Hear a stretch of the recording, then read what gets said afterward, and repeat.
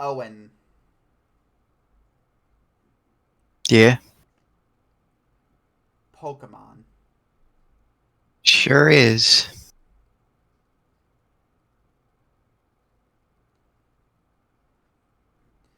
Hello, everyone. My name is TevhoBend.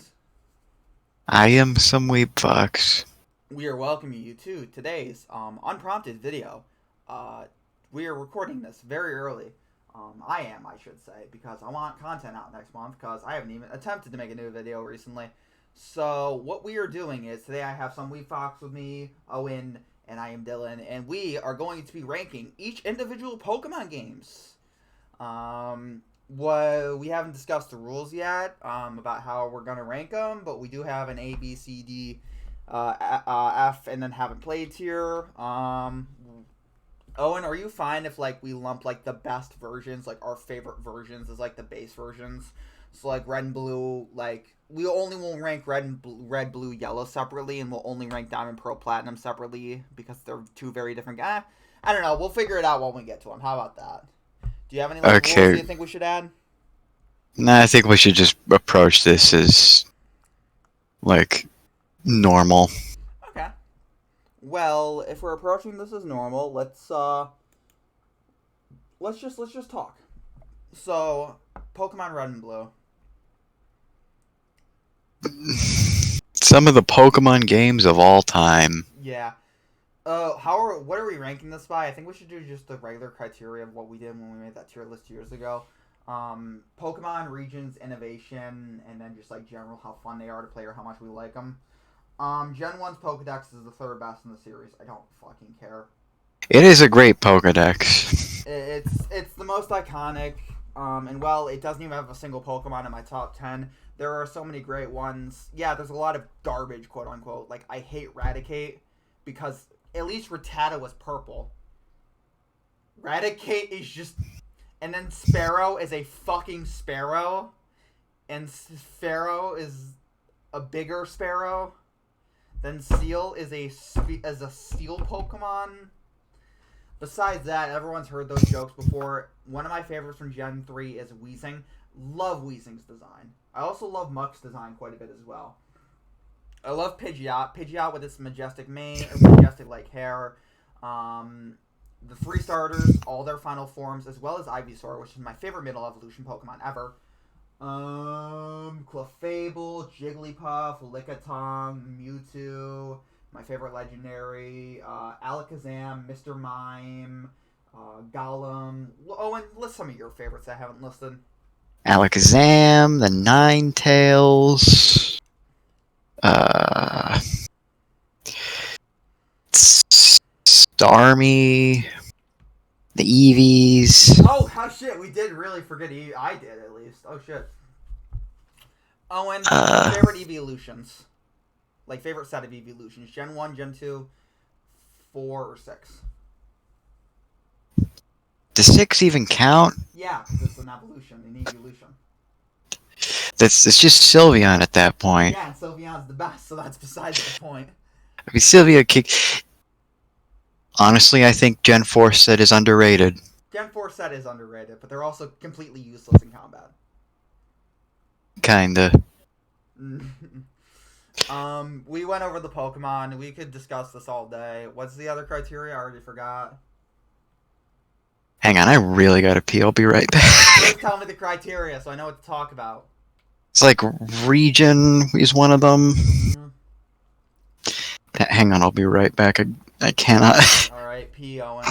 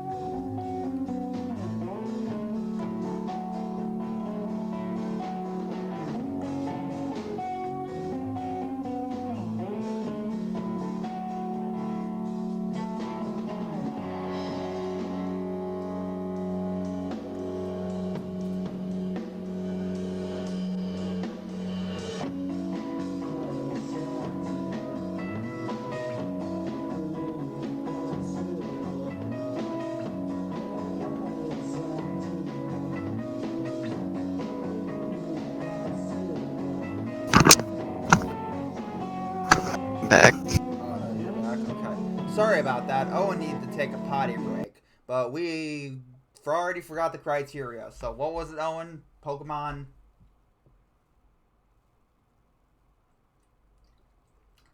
Region. The region is honestly, I don't know. People complain about the region being too game designy, but I also think it is by extension the best region layout because of it.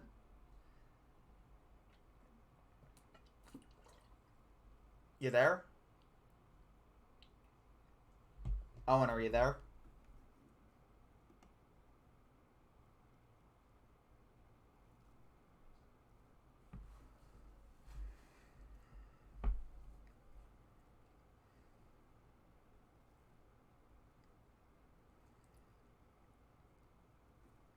Discord crashed. Discord crashed. Can you hear me? You there? Yeah, Discord what happened? crashed. Discord crashed. Cool. Yeah, no. So like, okay, I guess I was talking, and anyways, let me just like. So what are the things we were discussing? Region, Pokedex. What else? Innovations, then overall thoughts, right? Something like that. Hold on, share your screen once more. Yeah. Wait a second. It's gonna be a pain in the ass to edit, I already know.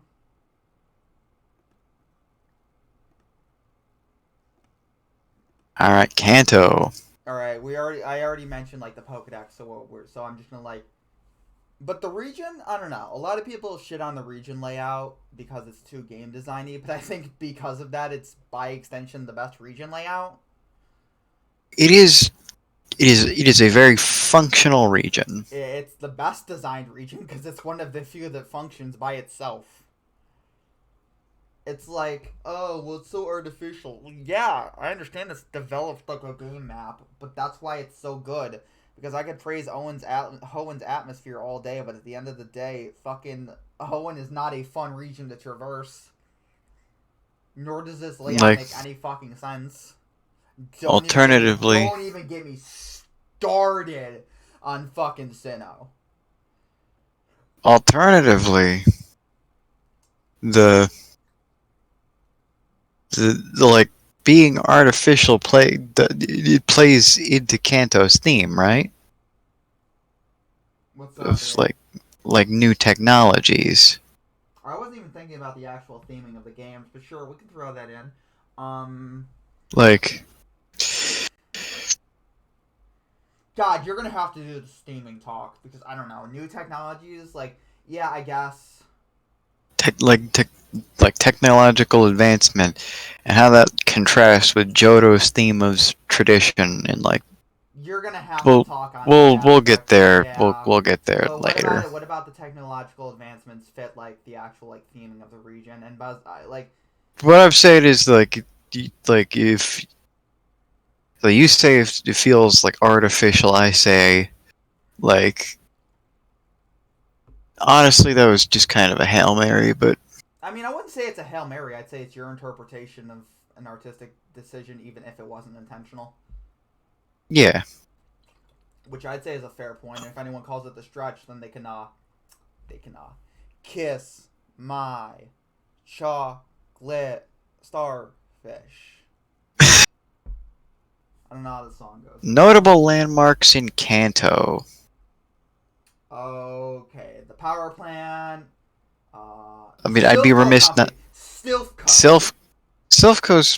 That was a pretty neat That is my favorite dungeon in the entire franchise.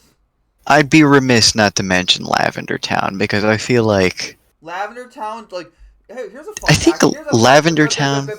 Here's a fun fact about Lavender Town. Did you know that Lavender Town's theme is so ominous because of the fact it is such a poorly composed theme that is so bare bones that your brain does most of the thinking and makes it seem scarier than it is? Huh. Isn't that interesting? Yeah. I think Lavender Town might be one of the single most iconic Pokemon locations, just period. Yeah, and even though I don't really hear people talk about it nowadays, because we're no longer on 2012 YouTube, and mentioning the syndrome will get us fucking age restricted and assassinated by Susan Wazowski. So, Susan Wazowski. Yeah, I totally got her name right. By Mike Wazowski. TevhoBend, you gotta finish your video. There's also the Safari Zone. Safari Zone, which is so good, it was never replicated good ever in any other game because it would just work that well in the confines of Gen 1. Pokemon Mansion, and by extension, Cinnabar Island. Yep, and then Cinnabar Island becomes even cooler in Gold and Silver. And then... I mean, those are all the landmarks we should really talk about, unless you want to go on like Mount Moon and Pewter City. I guess the Cerulean City, I think, is the starting location, or like the starting town with the 8th gem. Viridian City? Viridian City, yeah, Viridian City. I think that on the road to Viridian City. Yeah, I think that going back to the first town of the game is actually a really smart idea to have a final quote unquote boss, you know? Right. It's like actually that's genius. I think the Giovanni twist is neat. Even though everyone knows the Giovanni twist and your champion is rival, it's like I didn't when I was playing when I was fucking 4 or 5. That shit was really cool. And the rival champion, yeah, like, it's not really a twist because it's the thing that, in hindsight, makes the most sense for the story. Yeah. Which is story. I mean, its story functions. That's a lot more than the majority of Pokemon games can say. I mean, Black like... and White and X and Y and Black 2 and White 2 and Ultra Sun and Ultra Moon and Sun and Moon. The fact that... Yeah. Like, it's the first... In terms of story, it's the first entry. Like, and that is very evident. But that's not necessarily a bad thing. I think it's the best simply because it works in the confines of its like imagination and the time era and the era it was made. Yeah. And then I think like, can we talk about music real quick? It's got some pretty good music. I was gonna say the complete opposite. Gen 1 Sound Palette is unfucking listenable. By that I meant like iconic compositions. Yeah. Like those compositions they weren't made into good compositions till fucking like Let's Go. Like in a different sound font. Like they sound good. Like I said, I had to give credit where credit's due on Lavender Town and Why It's Spooky. As an actual song, it's actually unlistenable. If some guy on like my fucking friends list released that as an album, released some of the Gen 1 music and called it chiptune, I'd fucking bully him. I'd fucking shove him in a locker. We let this get away because, it's fucking Gen 1. Gen 1 is like the same 4 fucking notes, just playing like the same fucking basic melodies that have no fucking that have no real like cohesion with each other. It's like, whoa, what is the route themes? Like, why do you go to Viridian City, to Route 103, to Viridian Forest, to Pewter City? Why the fuck are all those songs just, like, non-matching with each other? It doesn't feel like you're going on an adventure with the music. It just feels like a string of songs that are attached to keep, like, the game going. Instead of, like, actually to, like, push you forward. It's like, if you're going to make a soundtrack, you have to make it in a similar way an album. Where each track complements each other, you know, to where you're going. That's at least how I view it. I'm an audience for music, but it's the worst soundtrack in the entire fucking franchise. Hell, I'm the guy. Like fucking Mega Man X3 has my least favorite soundtrack in the X series for the exact same reason. Well, I feel like the only thing that makes X6 even a remotely playable game is its soundtrack. Make sense? Right. So, Dex region. I guess innovations. I mean, it's Gen 1. Innovation, so technically everything it did was an innovation to the series. Not really the genre, but the series, absolutely. And how much we like it. I think we should do gameplay. I feel like we should just skip gameplay and just talk about how we feel about the gameplay when we talk about how we like it. Alright, we can just sort of lump that in. Yeah. functions most of the time. I think it's fun to play in the hindsight of what it is today. A game. It is a novelty in the modern day. Yeah.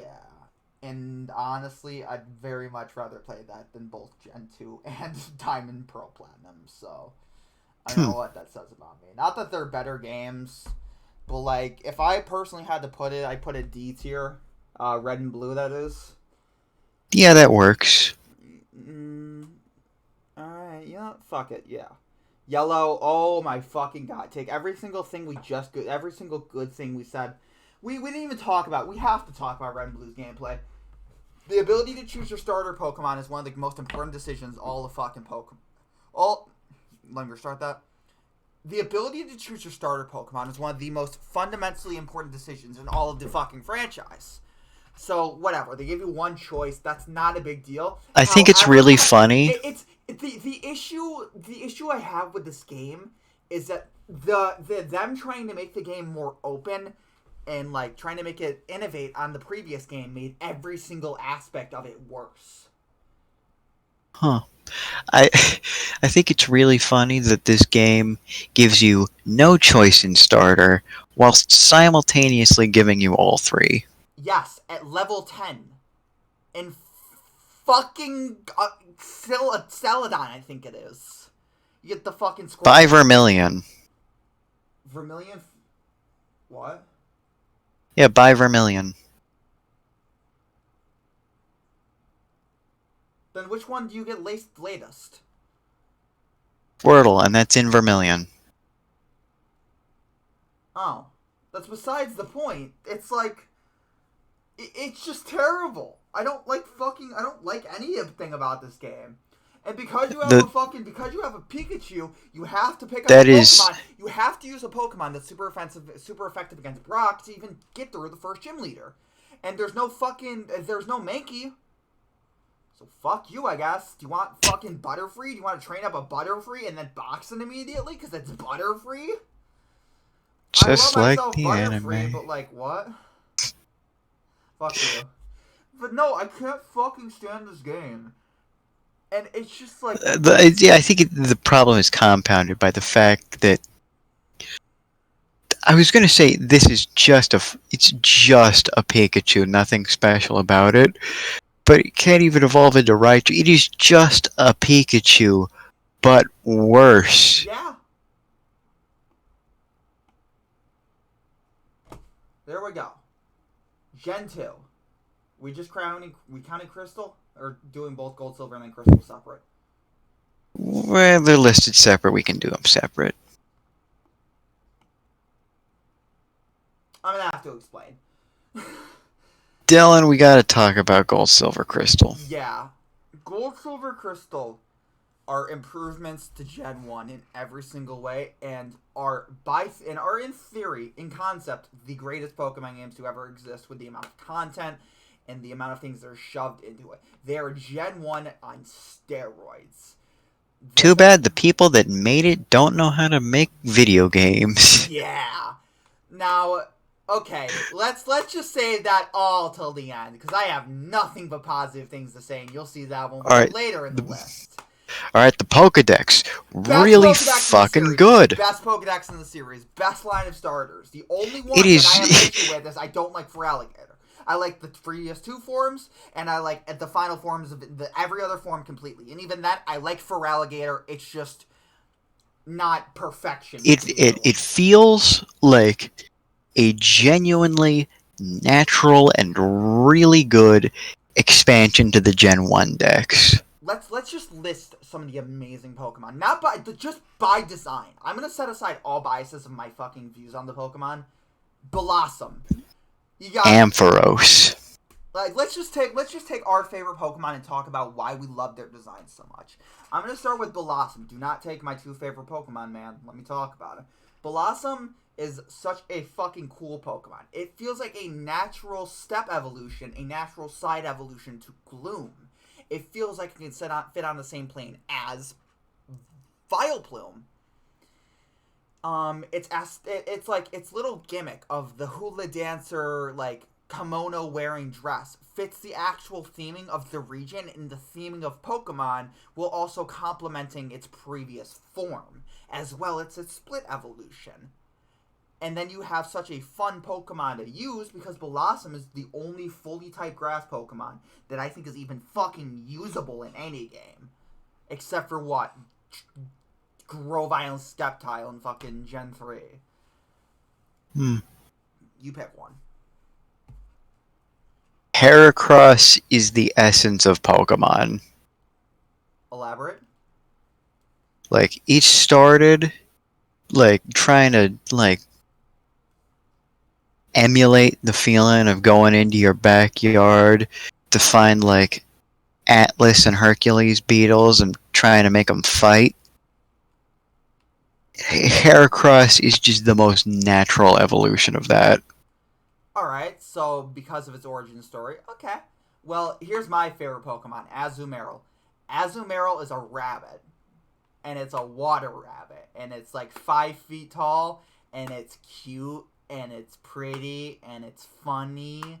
And it's... I genuinely think that Pokemon Company could have done some sort of, like, dichotomy thing with Pikachu and Raichu with Marill and Azumarill. What do you mean by that? Like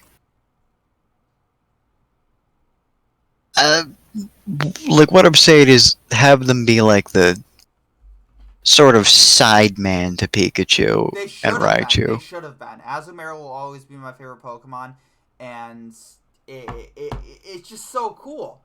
It's just a badass water rabbit. Honestly, it's a cute water rabbit that's also really fucking strong and badass. And it's just every single fucking nice synonym you can throw at it that, like, a child would throw at a fucking...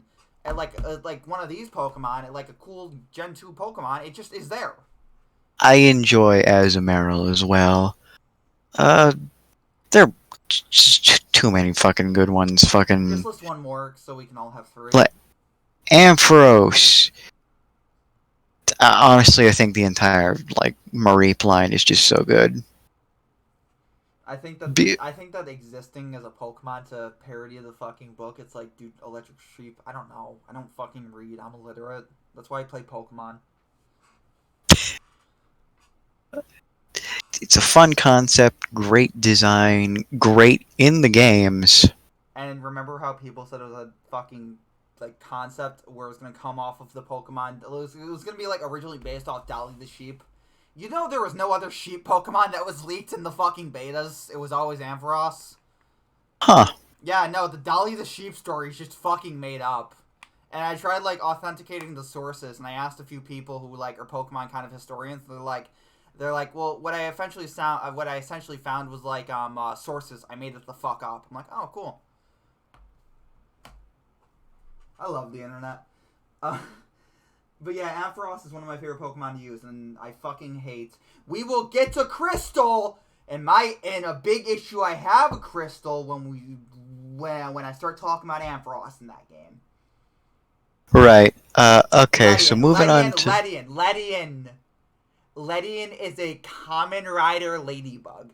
It is absolutely useless in combat unless you're Masato Katsuragi, my Ledian, who's fucking killed Jesus and will fuck your wife. And, I think that's probably the biggest issue with the Gen 2 decks. What? Is that it feels like you got a lot of great designs and that it's a natural evolution of what was in Gen 1.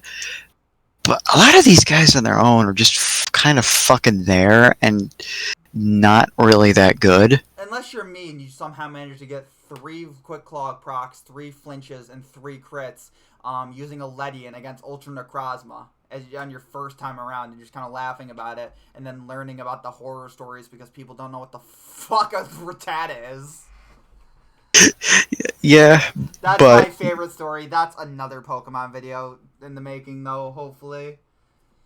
Yeah, but still, I think that's probably the biggest issue. It is. It's a huge issue, but we'll get to that with gameplay, because we will get to that. Okay, next up is the region, and God Best design damn. region. Best designed region. It is a fucking great, like, from an outside perspective, region. Just fucking great architecture, lore, It's very pretty. culture. It's an autumn feeling. It's the feeling of autumn. Absolutely. And I think that plays into the whole gold silver thing. Like gold leaves, silver whatever. Silver skies, maybe. I don't know. I get what you're saying. But, like, and that's what it is. Pretty. Plus, you mix it with the actual genuine lore. Because this was back when Pokemon games had somewhat of a backstory to, like, the regions behind them. And you could actually see them in their people. People say you can still do that today. I don't know what the fuck they're talking about. But, like, you can feel like nearly everyone, except for the gym leaders, which aren't that. All I'm going to say is that we didn't have official renders of the gym leaders till 2023. So, yeah. Speaking of which, designs. We'll talk about trainer designs because I feel like they started getting cool here. I like Morty's design a lot. Geez, Morty. Or wait. Geez. Oh jeez, Eugene, fucking. I don't know. I don't know if we should be fucking with the legendary beasts. Morty, shut the fuck up, Morty. I've been chasing sweet ass Suicune tail for the last 20 years, Morty. You ever seen the fucking one where they're in fucking Australia? Bush World Adventures. Yes. You know the guy who did that teamed up with Zach Hadel, fucking Pentagon guy, to make Smiling Friends. That's awesome. What the fuck? This yeah, those two are the like creators of Smiling Friends. That's awesome. Can I just now that we're on the topic, I want to just bring this up. You ever watch South Park? You ever watch the episode World War Zimmerman? I didn't. No, it's like a parody of World War Z and the Mark Zimmerman trial, right? So Cartman has these nightmares, these reoccurring nightmares. And, just waves of black people like oceans in the fucking street, like the actual fucking book. I mean, tidal waves against buildings, right? And then, Mark Zimmerman is, I don't know, Mark Zimmerman was the man shot, wasn't he? Or was he the actual murderer? I don't fucking know. It's not 2012. I don't know. Murder, Mark, he didn't die, I don't think. Mark Zimmerman. Can you tell I'm absolutely stoned? George Michael Zimmerman. Trayvon Martin was the black guy. Trayvon is the most black fucking name I've ever heard in my goddamn life. That is We've been recording for 30 minutes and we haven't even gotten past Gen 2 yet. Dude, is Trayvon not the most Ray Quee sounding name you've ever heard?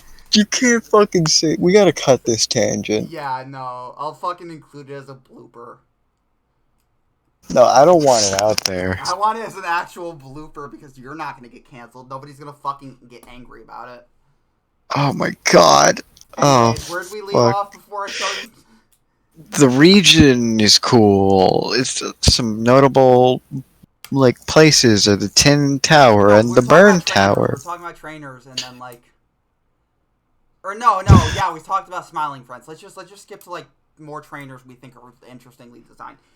Dude, I fucking love Whitney's design. I think Whitney's design is fucking great. Whitney's design is so good. The only change they made was making the red and the buttons on her uniform more pronounced. Yeah. Then you have Claire. I like Claire's Gen 2 design a lot, more than her Gen 2 remakes design. You have Lance. I think the palette, the darker palette for the bodysuit for Claire works better than the light one used in Heart Gold, Soul Silver. Plus the manga designs of gold and silver. Silver's manga design is fucking gnarly. I love his manga design. It is really good. Adventure's manga, by the way. I think I like Silver's design just in general. Yeah, and fucking Chris has a great design as well. Chris is my favorite female trainer because she's the most unique, I think. Right. So, I mean, we could just keep going on, and then we can, even go on about just, how, little things are designed, how this was the first game to give most items proper fucking images, even though we still haven't seen most of them yet because they're lost media. Like, it's like, there's so many cool things. Plus, you have, like, unique Speaking of items, the first for held items. Yes, the first for let's held just items, the first transition berries. into... Yeah, let's just transition into, like, innovations. Yeah. This game literally did it fixed Gen 1's formula. I mean... Everything that Gen 1ers know about Pokemon that isn't in Gen 1 comes from this game. I haven't heard the term Gen 1er in like a decade, but yeah, that's true, though. Breeding, held items... berries, items that improved your stats, as well as stuff like the modern catching, the modern TM system, which is better. A lot of moves are like more adjusted. There's 2 brand new types that everyone recognizes. There's split evolutions. Yeah. There's more than just trade evolutions and level up evolutions now. They introduced new mechanics like day and night cycle and friendship, which affects how Pokemon evolve, as well as the events you can encounter in the day with a clock, as well as in-time events that are changed depending on the day of the week. Also, different Pokemon appear depending on the time of day. Like if you want to get a Ledian in the morning, for example, if you want to get a Ledian, you have to try and catch it in the morning. If you want to get a Spinarak, you have to try and catch it at night. Same with Noctowl and the others. Like, what's a good morning Pokemon? Oh, here's a fun fact. Bella, give me a second. Oh, here's a fun fact. Owen, did you know that Shroomish? Did I really call Oddish Shroomish?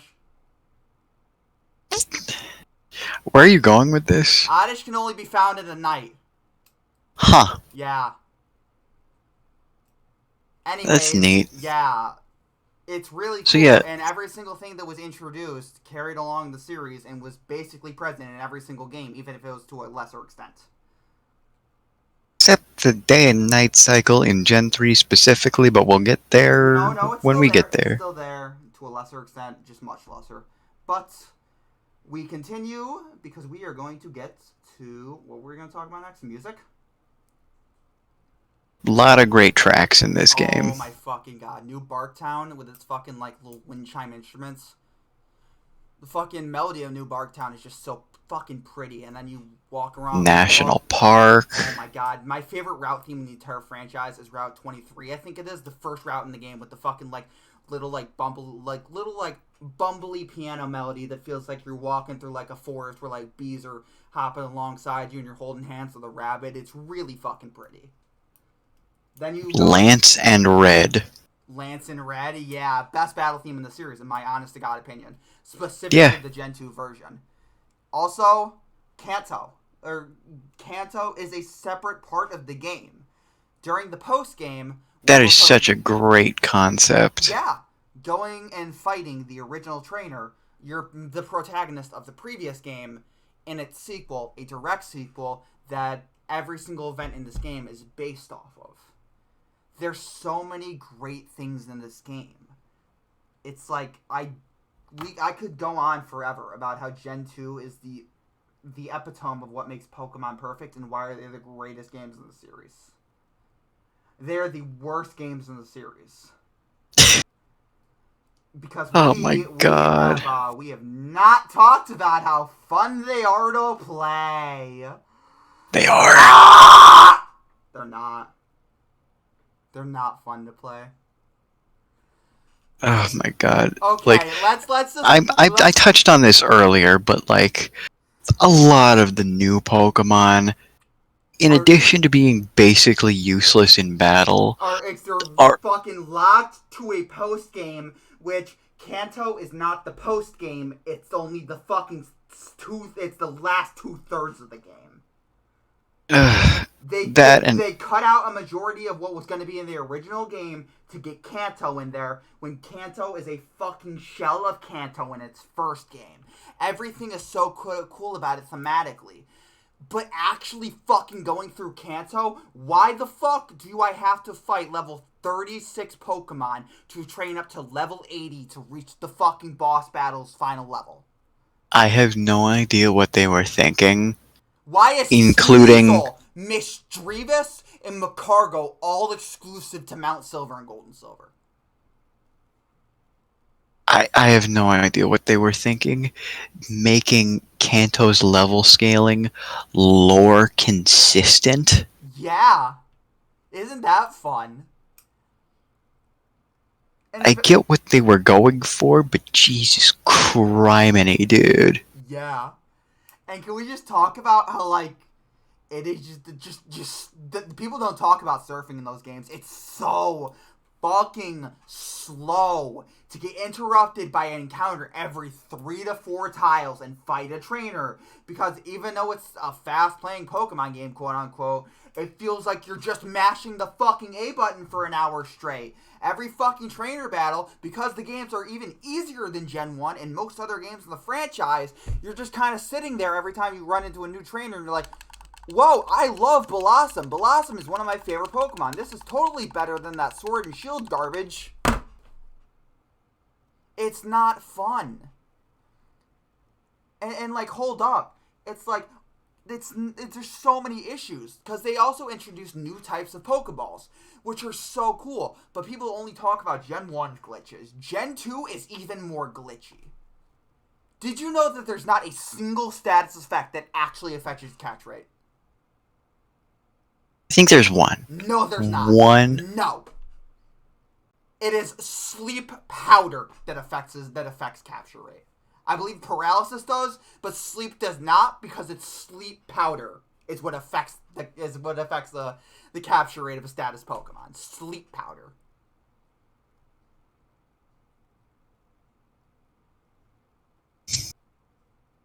I could be very wrong, but I know that this is a glitch in fucking Gen 2. Might not even be Gen 2. It might be a completely different game. Sources I made it the fuck up. Besides the point, I know that it's something like that, and I know that Burn and the other ones don't work. I know that Friend Ball... I remember what it is specifically. What? Freeze and sleep affect catch rate. Nothing else does. That's what it is, yeah.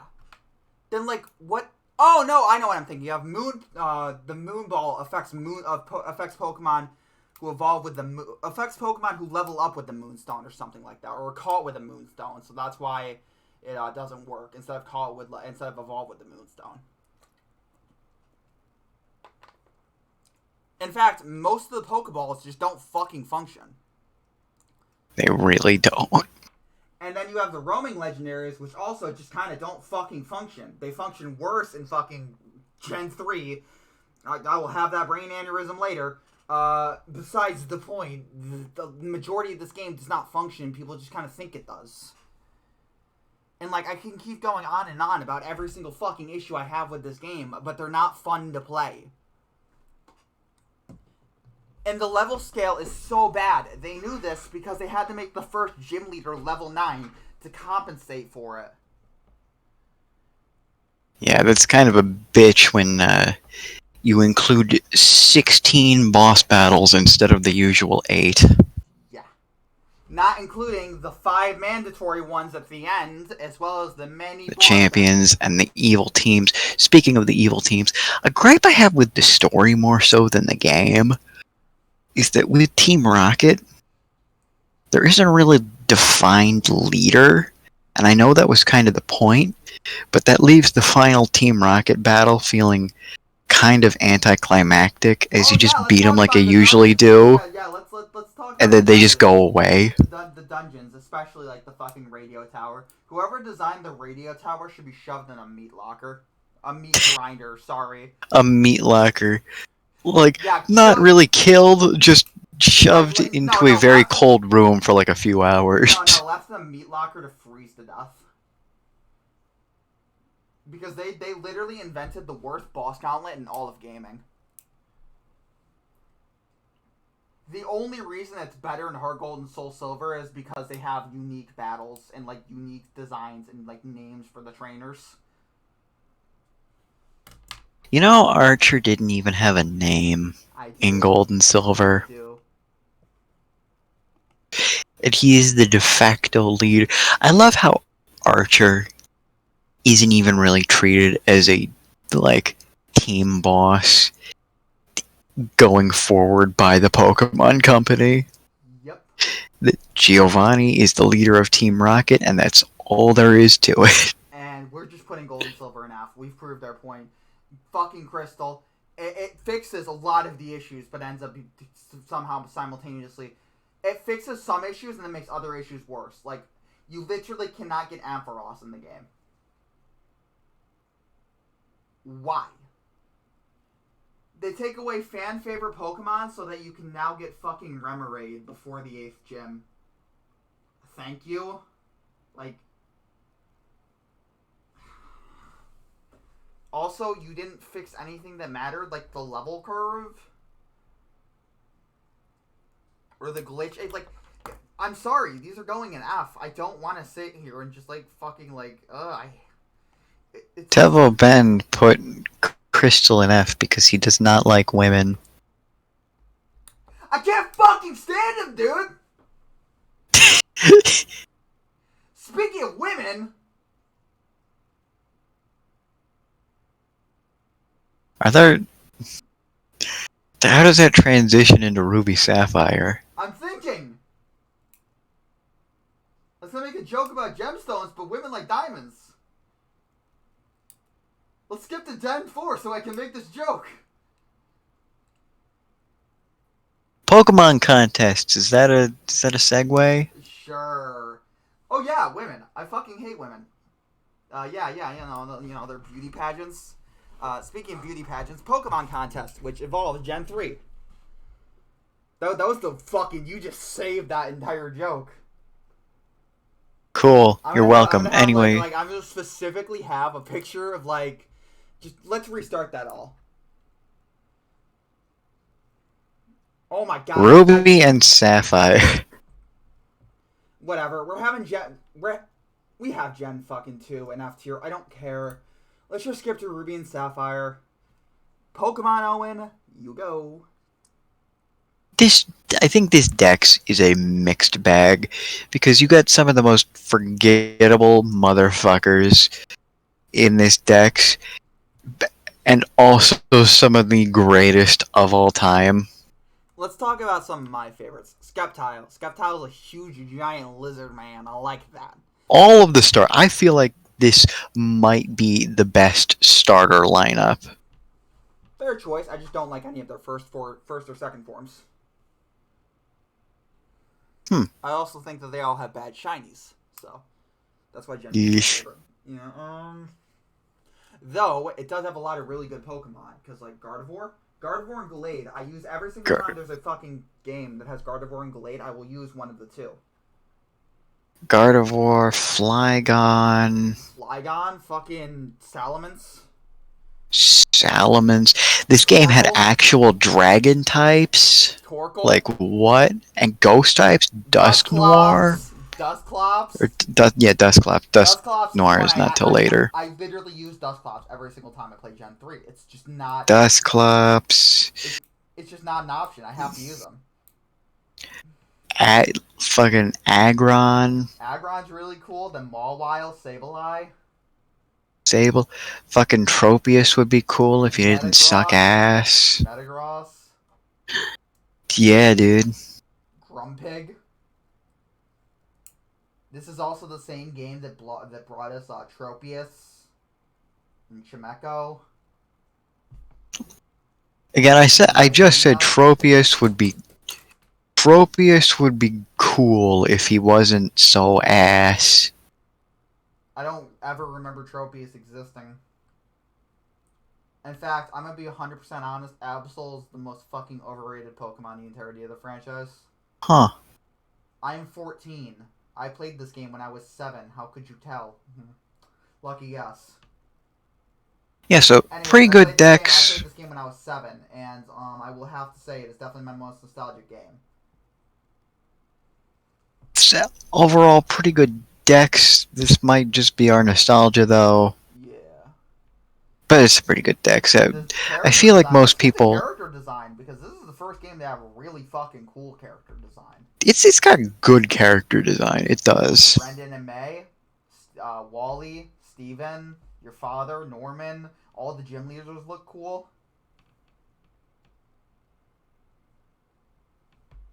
Wallace. Wallace is the gayest straight man to ever walk this earth. Guan is the straightest gay, the straightest gay person to ever walk this earth. Can you argue with that? So Wallace is the straightest. No, Juan is the straightest. Gay person. Well, Wallace. Is the straight person. Yes. Or it's the other way around. I feel like I got it right. Fucking. How does Steven Stone have as much sauce as he does with such a minimal design? I don't know. I've wanted to cosplay Steven for years. You think I could do that well? Maybe. Maybe we'd have to figure this out. Yeah, you're also the person who thought I'd fucking cosplay Terra well. You said that about yourself. You said that years ago, and I thought about it. Well, who do you think I cosplay well now? Now? I don't know, maybe Rentaro. You fit the vibe, I guess. God, Rantaro? Really? Fucking, you know who you'd fucking cosplay well? Who? A Hajime. You know, I could do a Nagito cosplay. You could! Pokemon Ruby and Sapphire. Character design. Yeah, it was pretty good. I like these character designs. And fucking, let's skip to the music.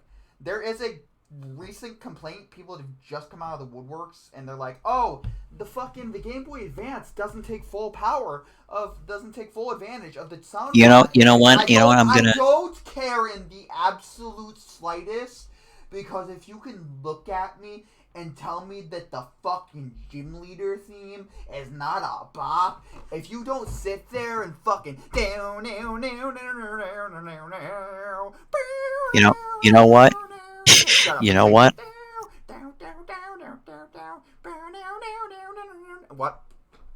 I'm gonna say that the Game Boy Advance's sound font sucks shit, but this is one of like 3 games to actually manage to compose songs and put them into the font in such a way in which they don't sound like shit.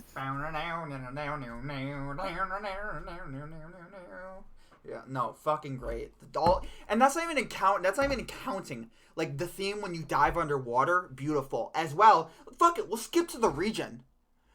Like I said, region is not fun to traverse at all. But it's not great without fly. It is the only thing, the only region that its terrible design is made up for simply because of the atmosphere that the game gives off. It's got vibes. Sapphire.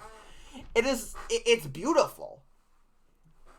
Like there's so many like unique, actual like unique set pieces, like the fucking Ashy route and the. Let's just talk about the towns. Mountains. You don't have a Fall Tree City. You don't have a huge hub town in this entire game, though. You do have a town that is literally you have to dive underwater and then go up in air. You have a town that's built in trees. You have a town at the bottom of a volcano. A town that. Actually, that's Omega Ruby Alpha Sapphire. I won't touch on that, but yeah, even in Ruby and Sapphire, it's very unique because it is the most quaint and humble town in the entire franchise, and it somehow keeps it, even though it's fucking redesigned in the remakes. It's crazy. It's insane. These games are just like their atmosphere are second to none. Yeah. And like. What else can we talk about? Innovations? Double battles. Yeah, that's all we really need to talk about at this moment, because those are the 2 big ones, and the most. Those are the only 2 things that this game added that kind of actually, like, not only survive but matter. I guess also natures. I will say that abilities and double battles were the 2 greatest things to come from the series. This game, like. Without those 2 features, these games would not be anywhere near as fun to play today. Those are more important than the physical special split. I think that sentence applies to just about everything that comes after this. Really? Okay. No, the whole like these games. By these games, I mean all of them, would be lesser for not having abilities and double battles. Yeah. And, like, we should just skip through the verdict. Ruby and Sapphire they're boring today. I like replaying them because I'm a nostalgic bitch. Emerald They're great with a randomizer, because they force you to think on your feet. Yeah, they're definitely the most fun games to randomize. And then Emerald is actually kind of difficult, as well as having we'll get to that. We'll just do Ruby and Sapphire and Emerald at the same time, so we can get to Fire, Red, Leaf, Green. All right. And it's just like, I feel like, can you like explain the differences between Emerald and Ruby and Sapphire? It's kind of hard to. It's mostly story stuff in it. Yeah, but like, as well as like, just like now that double battles are mandatory, you're forced to fight more double battles. You're forced to participate in more of the game, and it makes it more fun. They also removed Pokemon that ultimately didn't matter. Like, who was going to use a Surskit, you know? Yeah. So it's not as big of a deal. I'd say the one weird change is making Wallace the champion rather than Steven, who I feel like is the better Hoenn champion. But Wallace is also more difficult, in my opinion. Yeah, but having a water type 8th gym leader and a water type champion, it's a bit redundant to me. It fits the region better than Steven, in my opinion. I don't know. That's what I personally believe. Oh yeah, Wally! Wally's a fucking cuck. He's a cuck. I bet Wally got the fucking Ralts so he could watch that fucking Ralts fuck his mother. Well, he just sat there in the fucking hotel cuck chair. I'd fucking shove him in a locker. I think Wally's neat. I'd shove him in a fucking locker. Anyways, where are we putting Ruby and Sapphire? I'm thinking C tier and then Emerald and B? Sure. I mean, where do you think? Yeah, I think that's probably good. Fire, Red, Leaf, Green. These are my favorite games in the entire franchise. Okay, let's touch on Coliseum and XD first. We're putting them in haven't played because neither of us have beaten them. And then we'll talk about Legends Arceus because neither of us have beaten that either in a second. But Coliseum and XD, Owen thinks that they're pseudo mainline games. I think that they're just spin-offs made to please fans who did not have handhelds. I mean, yeah, they play almost like main series games, but they aren't. They're very much so not main series games. They're too different for that. Nothing about them, like... So there's weird limbo. It's just... Nothing about those games seem interesting. Like, Wes. Wes is the most fucking over-exaggerated protagonist I've ever seen in any game ever. It's just... And then, like, your Goody Two-Shoes character in XD. And then, like, I don't even remember the evil team. And then you have, like, that final battle where you have to fight, like, a Slay King that, like, has a Ralts that, like, transfers abilities. And Slay King has, like, a Hyper Beam and, like, Focus Punch and shit like that to wreck your day. Well, this guy's a Salamence. And you get left with, like, a Ferret. I will cap off this segment by saying we will never see Shadow Lugia again. I think that's for the best. Neither of us have played Legends. I didn't like it all too much. Owen is interested in it. Hasn't gotten around to trying it. Yeah, I haven't picked it up yet, but... Fire, Red, Leaf, Green. How are we tackling this? Let's skip the decks because it's the exact same as Red and Blue. How are we going to tackle remakes? We'll tackle them as in comparison to what they're remaking. And Fire Red and Leaf Green is literally just Blue, but better in every conceivable way. Yes, not only that, they are my favorite Pokemon games simply because of how fun they are to revisit. Because Gen 1 is such a universal game that you don't really need much brain power to actually revisit. They're also kind of difficult. Not difficult if you're good at video games, but difficult if you're like me and you're bad at video games. They're Gen 1 if Gen 1 was a masterpiece. And Gen 1, like I said, in concept, is one of the greatest games ever. They're Gen 1 if the fucking concept matched the execution. Yeah. Plus, they got all that good shit from Gen 2 and 3, like abilities and double battles and breeding and held items and shit. Do you mind if I just put in us? Yes, it's fine. Alright. Diamond and Pearl.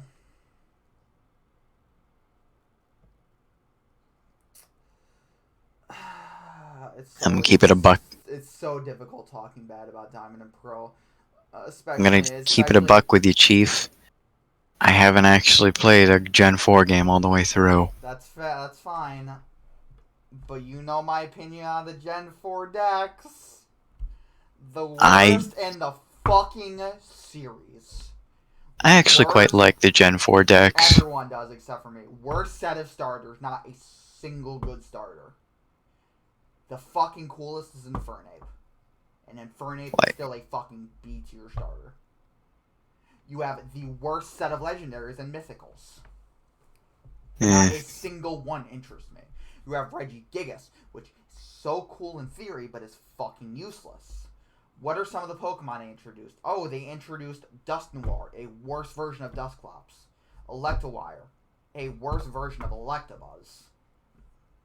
Like, I can keep going. There's I like Togetic, most of them. There's Togekiss. Yeah. There's Magnazone, and there's like what's another fucking good gen? Honchkrow and Misdreavus. Yeah. Mismagius. Like, there's not many good ones. And then like, what do the actual original Pokemon look like? You have a fucking dung beetle that kind of makes noise. I guess that's cool. Oh, there's just nothing to the decks. There's nothing interesting. I actually really do love the Gen 4 decks. And I feel like... Do you like a cat that becomes fat or a skunk that becomes, like, fat? Honestly, I never cared for, like, Stunky, but I never got the Perugly hate. It isn't even that ugly. I never said it was ugly. I just think it's fucking stupid. I just think it doesn't look like an evolution. It just looks like a cat that was just fed too many kibbles over, like, 3-year period. LMAO, but... And then you have, like, Drifblim and Drifloon with, like, cool. Munchlax, alright. I wish Munchlax was actually kind of fucking obtainable, but besides the point, I mean, this is the game that gave us Lucario. Yeah, the most overrated Pokemon of all time. I'm sorry, Dubus, who's watching this. Lucario is not fucking cool. He's a C-tier Pokemon at best. I like Floatzel and Lopunny. Lopunny's fucking furry bait. Keep going. I can shit on nearly every single Pokemon in this goddamn deck. Just list them.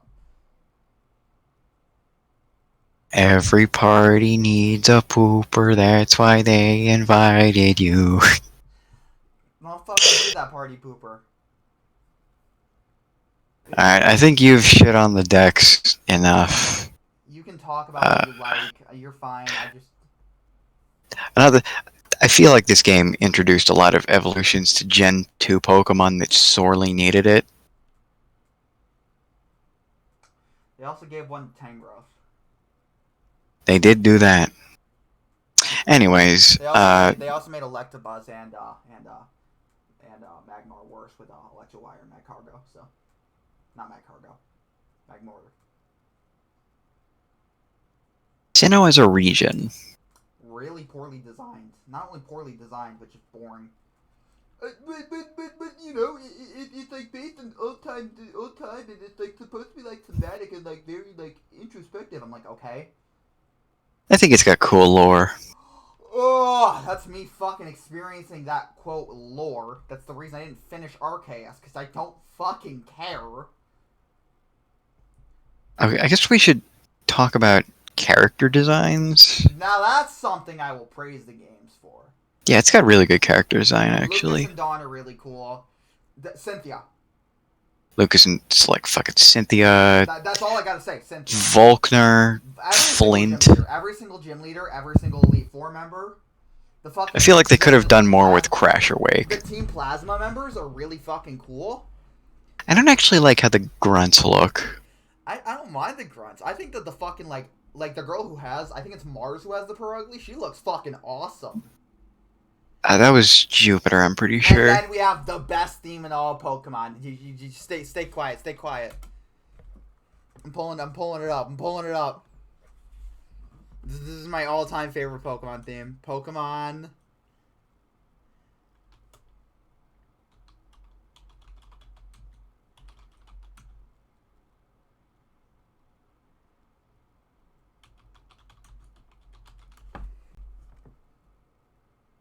Well, let's listen to it out when I pause the music in the background.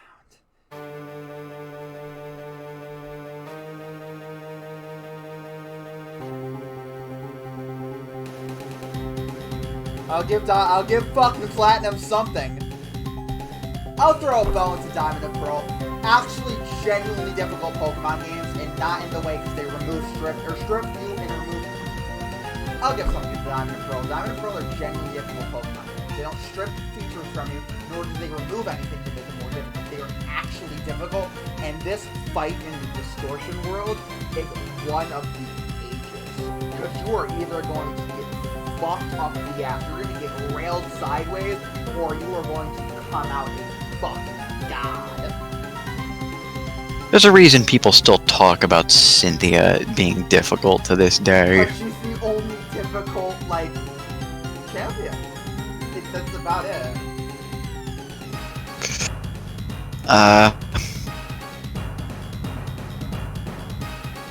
We're already talking about music. We already have music. Let's talk about it. Yeah, it's got a few good tunes. I like its overall theme a lot because even though I don't like the aesthetic of the game, I think that the lo-fi nature of like the wind chime instruments and like the like very ambient sound makes for a wholly unique Pokemon soundtrack. It's truly one of a kind. So, you know, to me, I guess this feels more in line with like the region rather than the music, but it feels rural, like rural Japan in a way that's like not like Johto's traditional Japan, if that makes sense. Here's the best way I can put it. So, you know that type of homegirl, the King Gizzard Deftones fan who is non-binary, who is very much a flower girl and dresses and dates the one plug with the really nice outfit. It isn't a jam band. Or not a jam band, he's in like some sort of like book club. You know what I'm talking about? Not a single one of those words you just said was in the Bible.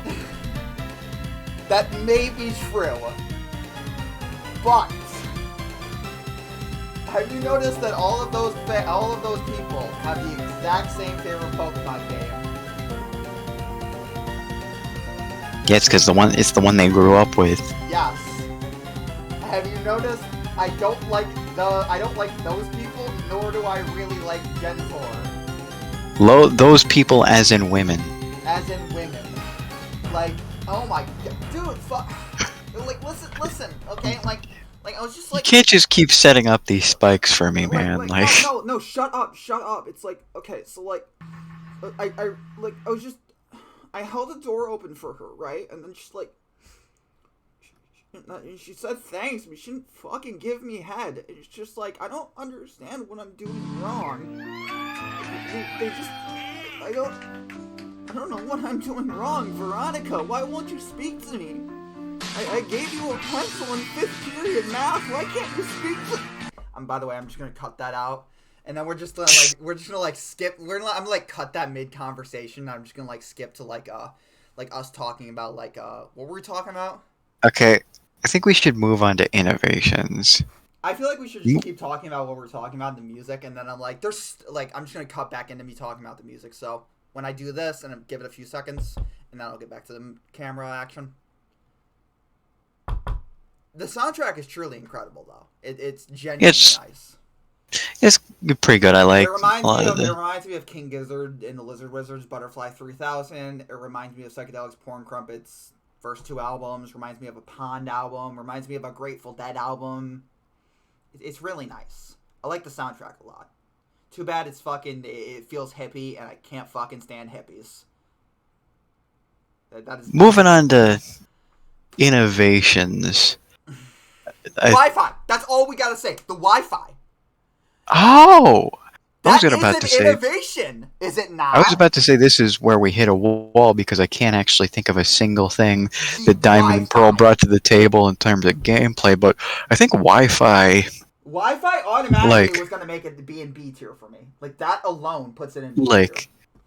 Like, that is the single greatest innovation, I think.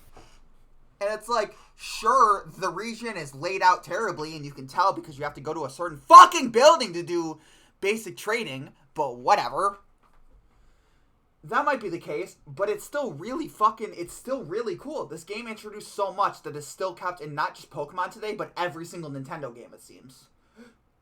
They were so ahead of their time. And like...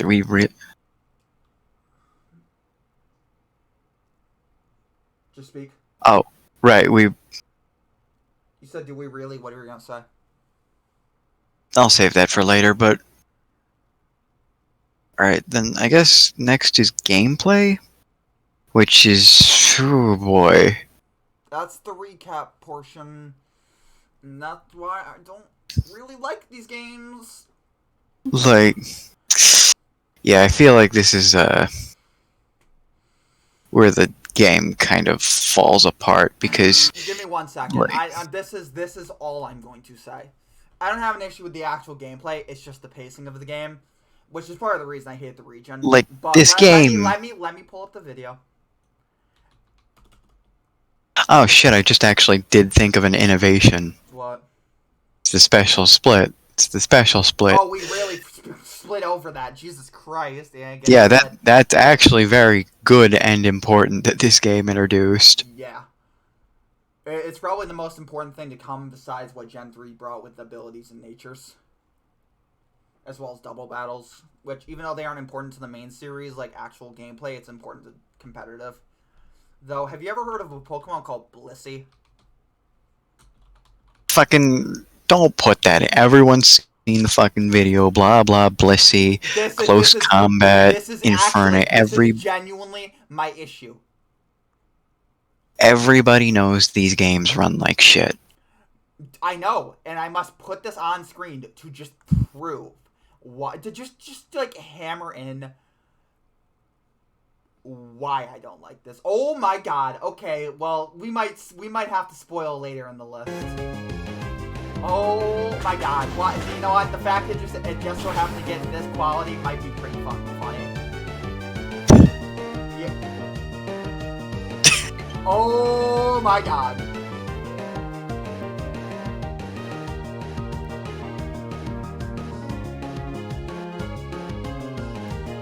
Oh my god, ooh.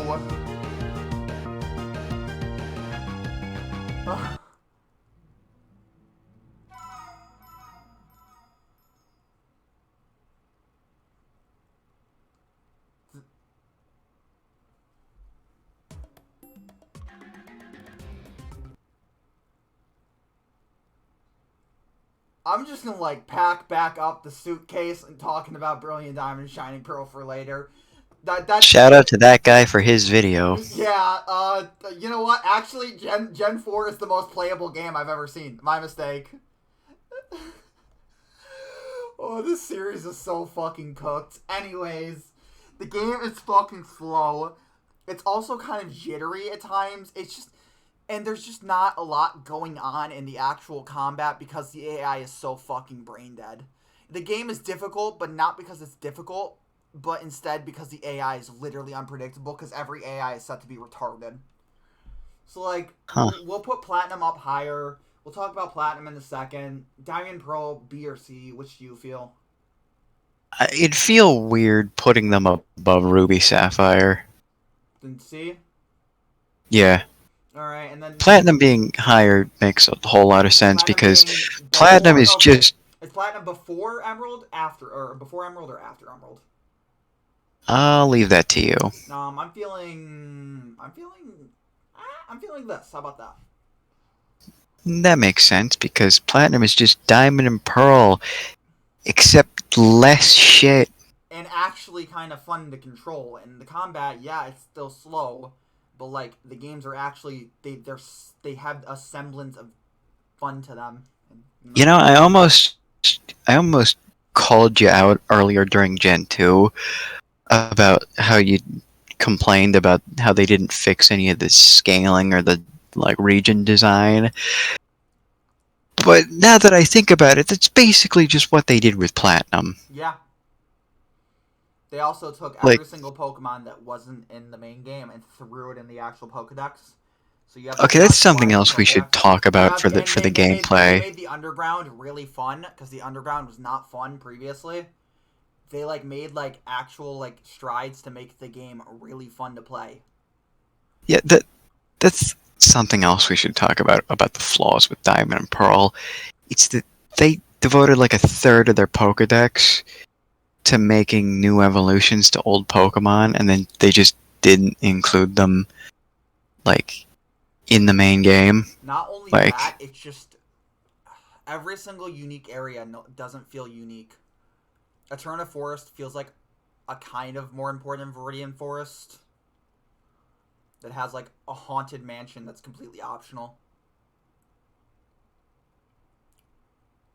You have the mountain where you fight Cyrus, Mount but Coronet. nothing important happens until Platinum, where they introduce the distortion world. A tier. Moving on. Owen.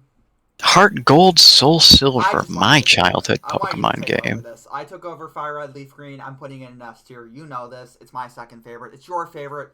I want you to just gush about this game like I did Fire Red, Leaf Green.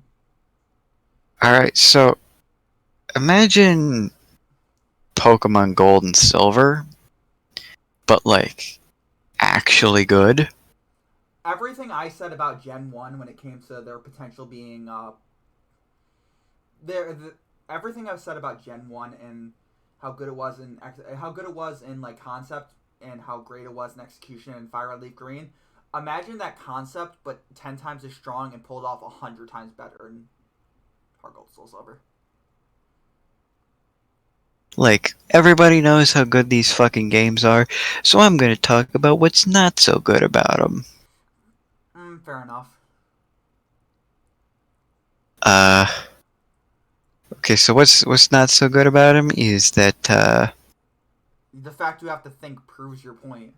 Proves my point. okay, what's not so good about them is that they're Gen 4 games, which means they're also slow and run like shit, and also they didn't do anything to fix the level curve. But that's okay at the end of the day, because they fixed so many other issues besides the level curve. You can get Pokemon in a Safari Zone now, and the Safari Zone is my favorite in the franchise. Oh yeah, they actually added a Safari Zone to Johto. They gave Pokemon, like, they give unique purpose to other trainers. They made so many trainers so much more identifiable, and they're just better. They're just better in every single way. They're what a remake should be, you know? Well, we'll get to that, but they're great. I just love them. Black and White.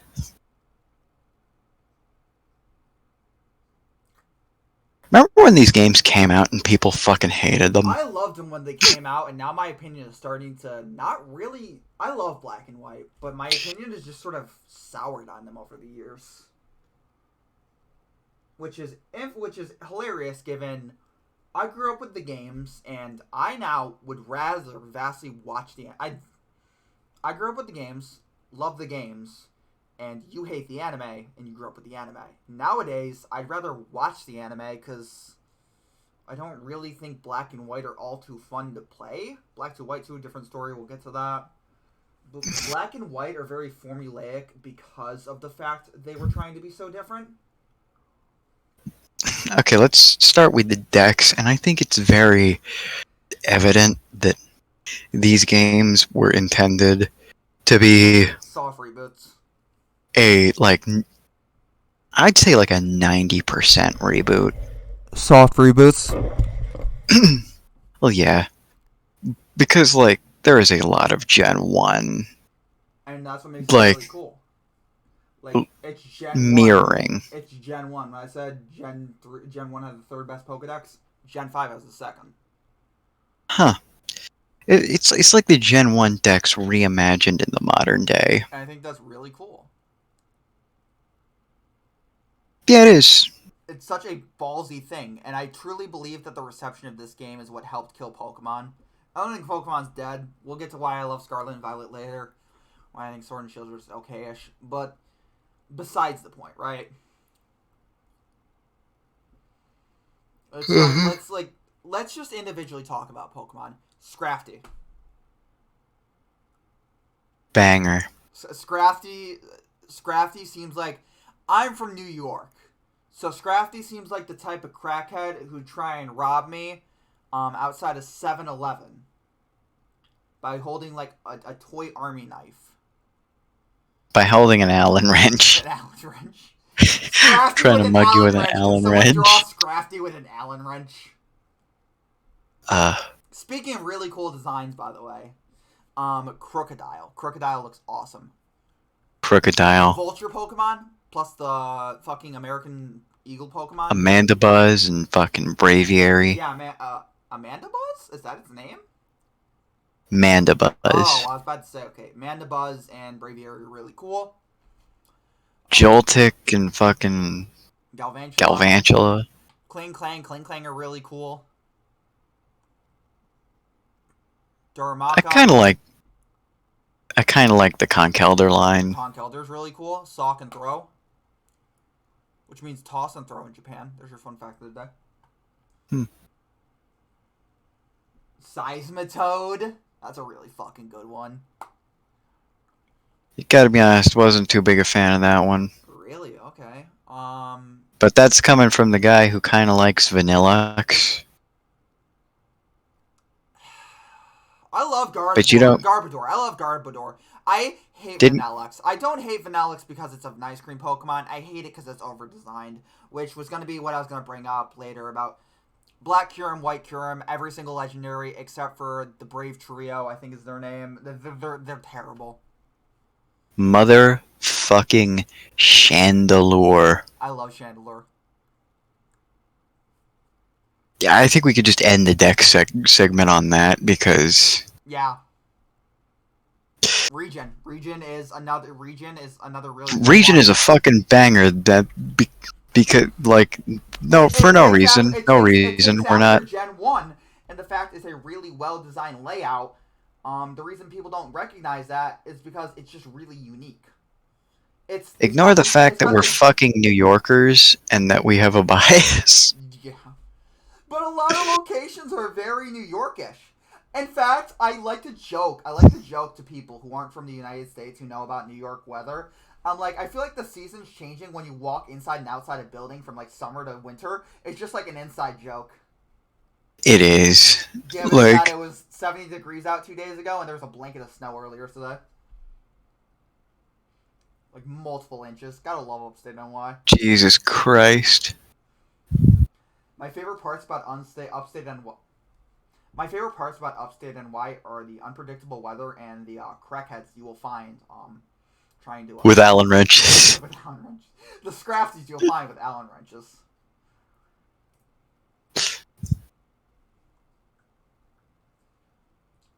I don't know. Maybe it's not right, actually. Maybe it's not very New York.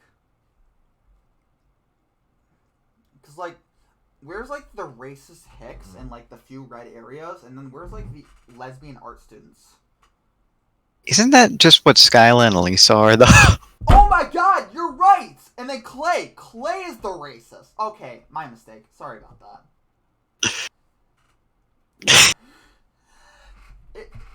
I love how these games are just so fucking New York. It's like, I can't actually explain it unless you're from New York. These games are just very New York. And down to the fucking design, down to the region. Like, if you told me that in the middle of fucking, like, Syracuse or, like, Rochester or, like, Buffalo, there was a fucking haunted tower that like had graves up to the top of the fucking building, I'd be like, yeah, that sounds about right, and I'd go in it. I do white man exploring. And you get a shiny dragon at the top. Yeah, like if you told me there was a fucking abandoned mine shaft where people like did cockfighting and like the middle of the fucking state, I'd be like, I fucking believe you, and then I'd go there drunk as hell to see what's going on. You know what? Back on the whole lesbian art student thing, I'm actually going to use that to pivot onto character design, which, Jesus Christ, that's really fucking okay. great. Okay, we need to back the fuck up, buddy. What'd I say? Lesbian art design. We're pivoting that to character design. Yes. I think because I brought up Scarlet and Elisa, and I want to talk about character design. All right, just talk about Scarlet and Lisa so we can like transition this smoothly, and just pretend that conversation we just had it just got cut off short in the middle of the video. All right. Anyways, we're going to talk about character design. Just start your voice. I'm gonna do this. Give it 2 seconds, then be like Skyla or Lisa, or talk about whatever character, and just go in depth, and just start with their name, then go in depth on why you like them. So. Right. Alright, so fucking... No, not an alright, so just you mentioned their name, and then you can... Alright. Also, give it a second or two, not immediately. N, I feel like, has a really great character design. N is really fucking well designed. Getsus, too? Did you even notice that Getsus is missing an arm, or, like, not missing, but, like, has a damaged arm? I could make a joke about biking, but I'm not gonna. I was literally going to make the joke for you, so... Alright. Iris is a great design. Drayden. Yeah, aforementioned Skyla and Elisa. Fucking...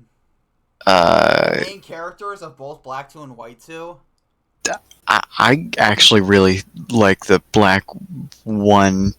like protagonist designs. Colress, we need to talk about Colress. But that's a Black 2 design, so we gotta hold off on that. Oh, we need to talk about your rivals, Bianca and Sharon. I think they're neat. I think they're really well designed. I like Bianca and Sharon. Like, and it's just like, like, what innovations did this game bring? I was gonna say triple battles, but... Too many to count, because it brought in the idea of gimmicks that last one generation, but are really fun in that generation. If triple battles were mandatory in any other game, they'd be fucking stupid. And Gen 5, they're fucking fun, because you fight them 2 or 3 times in Gen 5, and you have fun. There's also rotation battles, which are dumber. Kind of. You know rotation battles are actually in Gen 6? So are triple battles. They are? Yeah, I'm pretty sure. That's because this was prior to the concept of Pokemon Company just ditching things after a generation is done. Oh. Like, I don't even know where to begin. I could go on all day about these games. They're also just really fun to play. Yeah, they're a soft reboot that they're an improvement over Gen 4's gameplay, and they're the best playing Pokemon games in the entire series. In my opinion. I think they're the best. They're the Pokemon games with the most sauce. Yeah, and it's like, even though I personally don't think the rest here, I'll add. Owen can decide with this, but I think that I put them in the first A tier. Yeah, and I'm fine with that. And then Black 2, White 2. How are we going to talk about Black 2, White 2? Well, in terms of the deck sec, I think it's very obvious. Yeah, they brought back old Pokemon, and I think that's really cool. I think it's very obvious the Pokemon Company almost immediately got cold feet on the idea of doing a reboot. So they kind of backpedaled a little to have a more traditional like new old split. Yeah, I get you. I like the old Pokemon they brought back. Here's a fun fact about me. Whenever I play Gen 5, specifically Black 2, White 2, it is the only generation where I don't use my starter because I use only Pokemon before Gen 5. The more you know. Yeah. I think the way they approach the region by having you tackle it in reverse is pretty clever. It is. Plus, they introduced a new portion in Aspertia Yeah. City. We love Aspertia City. Plus, New design. Colress and the redesigns of each character, like the fucking gym leader, Yeah. the electric type one. Yeah, I'd let her all stomp of those on are my neat. face. I'd let her stomp on my face. Hey, get it? We're just like Oziak and his one collaborator. Hey, I'm gonna keep that in, by the way. Anyways, I so just wanted to throw shade. what else? What else? You got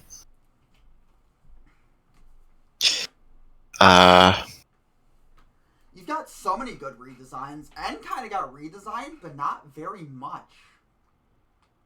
I didn't notice any difference in N's design. I mean, like, he seems to be a bit scruffier. It's not even so much a redesign as just, like, a change in personality. And then Colress looks fucking badass.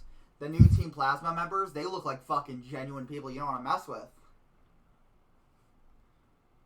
Yeah, they went kind of full mask off with the whole Neoplasma thing. Yeah. We didn't talk about the game's stories. Do we need to? We didn't talk about the stories of any of the previous games. To be fair, we did Gen 1, and I did mention I wanted to shit on Gen 5 story. Gen 5 story is not a fucking story. It is not a story. It is loosely tied events that give up all meaning because of the fact that it is a children's game and it doesn't want you to think, oh, well, it's a good story for a children's game. What the fuck does that mean? Like, you know that children's media can have good stories like How to Train a Dragon, Shrek. Every fucking Pixar movie ever! That wasn't Incredibles 2. Every fucking Pixar movie except for Incredibles 2 and any sequel made to a classic.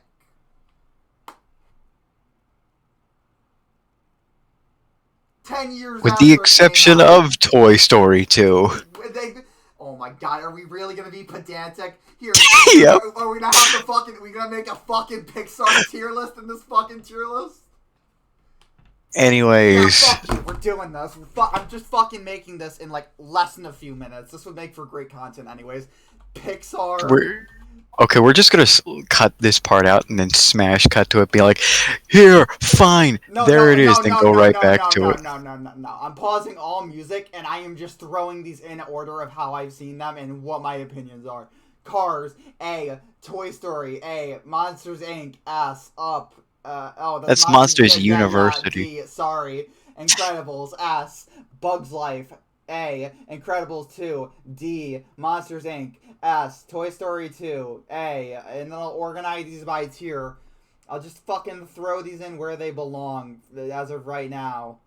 Turning Red, a really underrated one. Is there fucking... Oh, I was about to say there better be Inside Out. It's just like I don't want to be that guy, but do you notice something about the Toy Story movies at the fucking movies at the bottom? I thought Cars 3 was pretty good. That is Cars 3. That isn't Cars 1. Maybe. You notice something very strange about this tier list? Ratatouille at B goes crazy. Yeah. I might be kind of a contrarian. Would you have ever guessed? I think that might be your most controversial take. My 3 favorite Pixar movies are Onwards, Inside Out, and Up. How do you feel about that? It's not too controversial, actually. Turning Red is in there and Toy Story is not in top 5. That's controversial. Brave and S tier. What about Coco? I haven't seen it. I have. It was Hell pretty yeah. good. Soul's a really underrated one. Soundtrack was Haven't composed seen by that Trent one. Reznor. Huh. And then these movies are just so fucking interchangeable. Like, Incredibles 2 is obviously worst. Finding Nemo is like, Finding Nemo is C tier. I watched that movie growing up a lot, so I just don't like it anymore. That's the only reason I don't like it. Yeah, boom. There's your fucking tier list. Huh.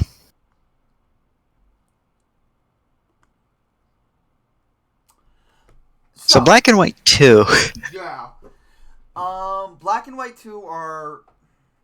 I don't know how to tackle these games. Like, actually. So we just put them in the A and or S tier and then Thinking, move like, on. where do you feel? In front of... Like, do we put them ahead of Black Personally, and White? For me, I just prefer slightly Black and White 1, but Black and White 2 are pretty good too. We'll do this here, if that's that fun. X and Y.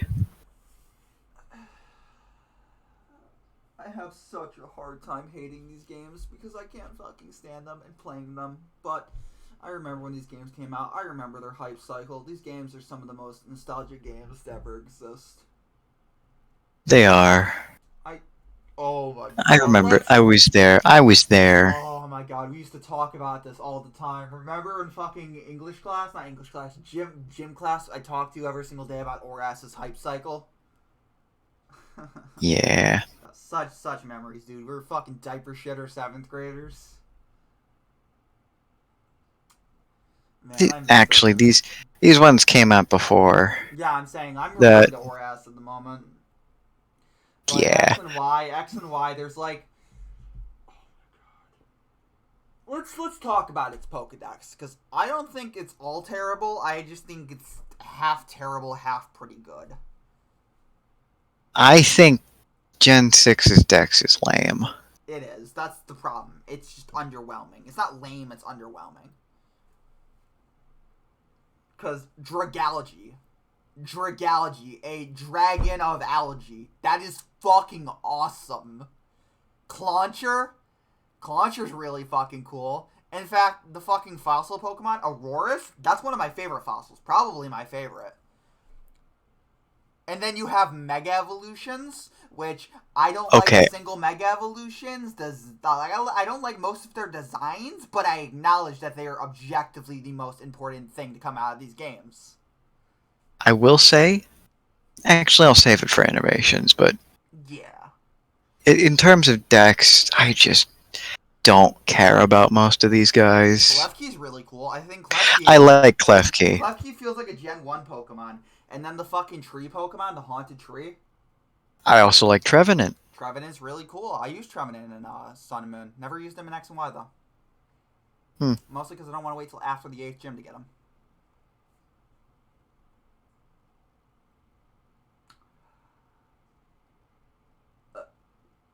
Yeah. So, I guess we can transition into... The issue with the Gen 6 Pokedex is that we just listed half the Pokedex already. And that the other half, the other half I don't remember. It's underwhelming. It's lame.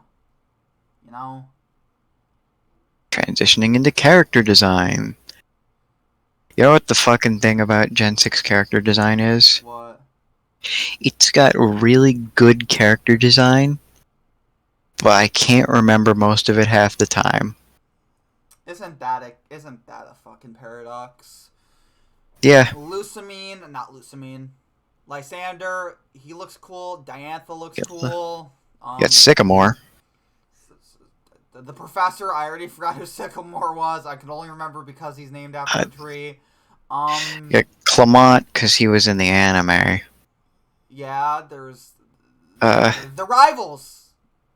I don't Rivals remember any of their exist. names, except for one of them liked to dance, and one of them I wanted to shove in a locker.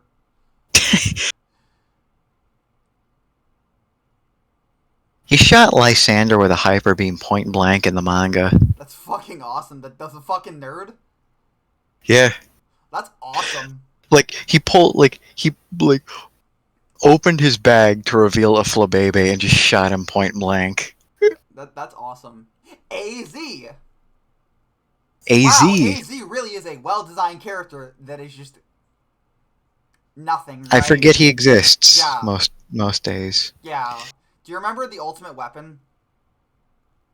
My point exactly. No. Exactly. I've come to the realization that the first gym leader is just blonde my hero. What's her name?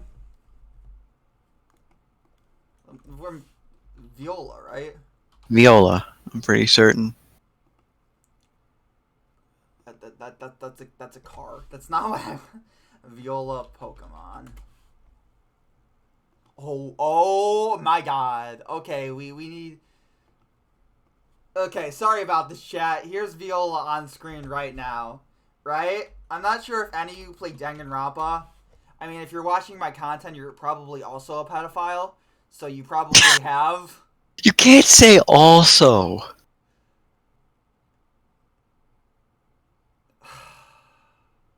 You probably also jerk off to drawings of children. So you probably That's know not much better. Well, would you want me to say, actually, they're 17 years old? Like, oh my god. Like, it's a joke. No one's gonna read into this too deep. And if you do, get a fucking life.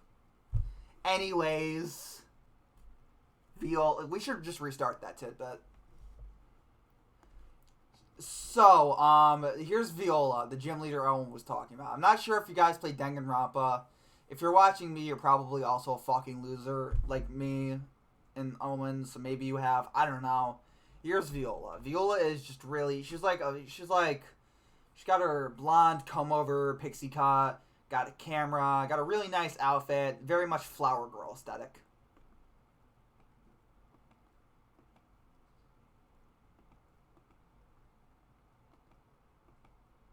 You know what, Owen? I think you do have a type. Yeah. I was gonna say it, but I didn't wanna. Yeah, you do have a type. That is... Maybe you should try and become fucking... Maybe you should try and become Nagito. Maybe you'll pick up all the fucking, like, alt-girl stoner bitches. Like, do you know anything about Harry Potter? Fuck that guy. God damn it, Owen. You need to change your mindset if you want to get laid. Anyway. Kalos. Kalos.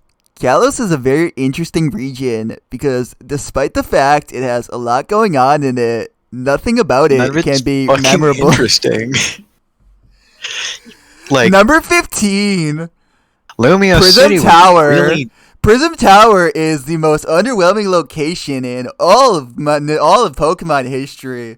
Number 14, the power plant. I bet you didn't even remember there was a fucking power plant that you stopped Team fucking Flare at, did you?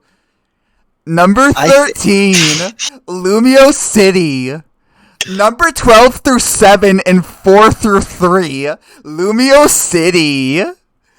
Number 1, did you even remember the fucking gym leaders' names? Did you know that one is called Wolfric and another one is called, You know what the funniest thing is? Number 15 is Prism Tower, which is also in Lumio City. Which, I think Lumio City would be really such a badly designed city that they It would be really neat if it wasn't so shit. Oh my god, they really had to introduce cabs they had to make it so lore accurate to fucking Paris that they had to introduce cabs to take you anywhere because it's just that much of a confusing mess. Do you think Lumios will be not shit in Legend ZA? I think that the games will be shit to begin with, but hopefully they'll be better cities. Like, oh my god. Fucking, I don't know. Hopefully ZA are better than Arceus. Anyways, let's move on to innovation. What innovation? Mega evolution? Let's talk about megas, because goddamn, I wish Pokemon Company had just stuck with megas, because I really like megas. I think megas in actual gameplay are really cool. A lot of them terribly designed, don't care. They're the most fun innovations in the entire fucking franchise. My favorites are Terastallization, though, but you know what I mean. Like, a big problem I have with megas is they're really front-loaded towards the older generations. Like... Yeah, we only did get one Gen 5 one, did we? Yeah. I just noticed that today, huh? Anyways. So, can we talk about the innovations, like, the transition to 3D? Something 3D, they play the exact goddamn same as black and white. Yeah. I mean, these are the best 3D games in terms of graphics because they're the most refreshing. Like, actually feel kind of unique because of how original they are. But at the end of the day, 3D it just wasn't the way to go. Something Typhlosion.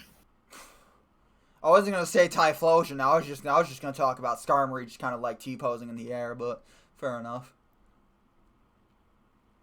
I think these are like... Can we talk about how Sky Battles literally killed fucking any Pokemon with wings until Gen 9? What were the point of Sky Battles again? A gimmick. That is it. Did you remember Sky Battles existed? I remember Sky Battles exist solely on the merit of how strangely, like, baffling they are that they exist. Yeah. Did you know I played through fucking X and Y recently and I didn't remember that there was a Sky Battle because I never accidentally stumbled across one? I went through in the entire game without knowing Sky Battles existed. I knew of them, but besides the point. Like, where do we put it? Like, it's just, we've talked about it. Like, they're nostalgic games. They're Gen 5, just as fun as Gen 5. They're a lot easier. They're just as fun as Gen 5. From a gameplay standpoint, like, to me they just feel like Gen 1 light. I don't want to say that because I do feel like their online features and their multiplayer are the best. Like, the PSS. Like, yeah, that was neat, but... And, like, Wonder Trading, they're fun to Nuzlocke. Like, they're either fun to Nuzlocke, but like they're either going in C or D. I'm thinking C. I'm thinking like, is that fair? I'd put them there. Right. Omega Ruby, Alpha Sapphire. Let me talk about these games. Omega Ruby Alpha Sapphire was the first ever game I watched from the moment it came out to the moment of release day. There was a snow day the day they came out. There was a snow day the day the game came out, and I remember one of the people who worked at my GameStop drove it to my grandma's house, and my grandma gave him the money afterwards so I could play the game during the middle of a fucking blizzard. Love you, Antonio. Oh my god. And even though I don't have a lot of positive things to say about the games, replaying them, Zinnia, the Mega Evolutions introduced in the game, as well as the new post-game events, there's so much to them. And even though that they are worse, the reality is they're the best JRPGs to hit Pokemon. They're the only Pokemon games that work as actual JRPGs, in my opinion. Which, for that alone, I feel like it's B tier. Like, either, like, before Emerald. Because, like, let's focus on the designs. New Mauville is such a great, like... New Mauville is such a great innovation from Mauville. As well as the underground laboratory where you go to, like, stop the power shortage. The new trainers are really cool. Every single trainer's unique. They made Wally no longer a cuck, but the guy cucking you with this fucking Mega Glade that takes out my entire team, and I'm fucking angry about it 10 years later. Sorry, lost my first Nuzlocke to him. They also fucking, like, made that battle a whole lot more significant feeling. Because they made him a lot more interesting. made him a whole lot more interesting.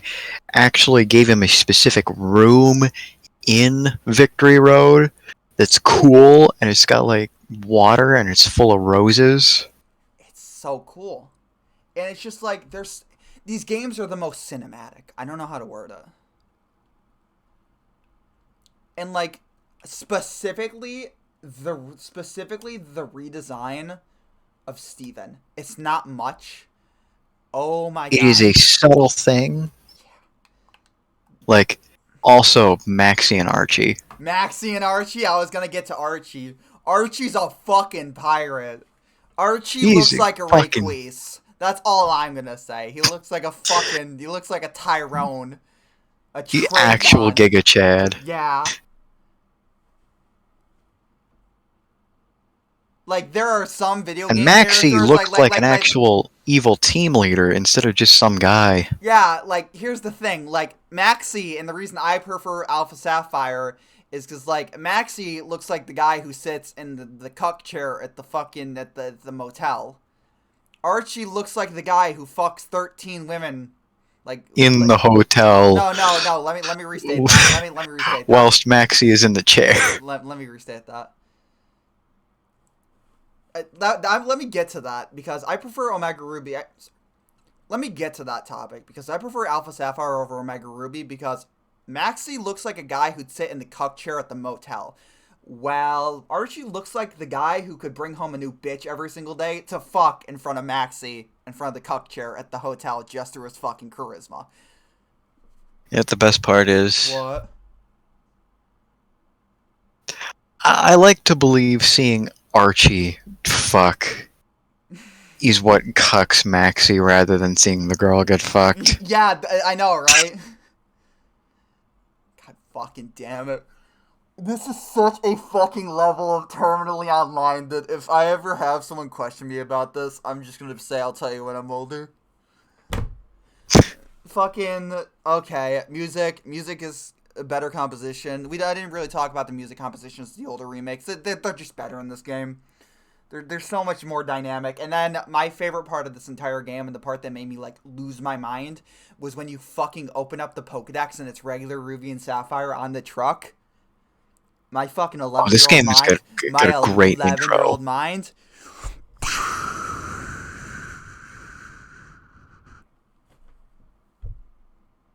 They go in B. Realistically, if I was ranking them by how much fun I have playing them, D. Bottom of B. Speaking of how much fun I have playing them.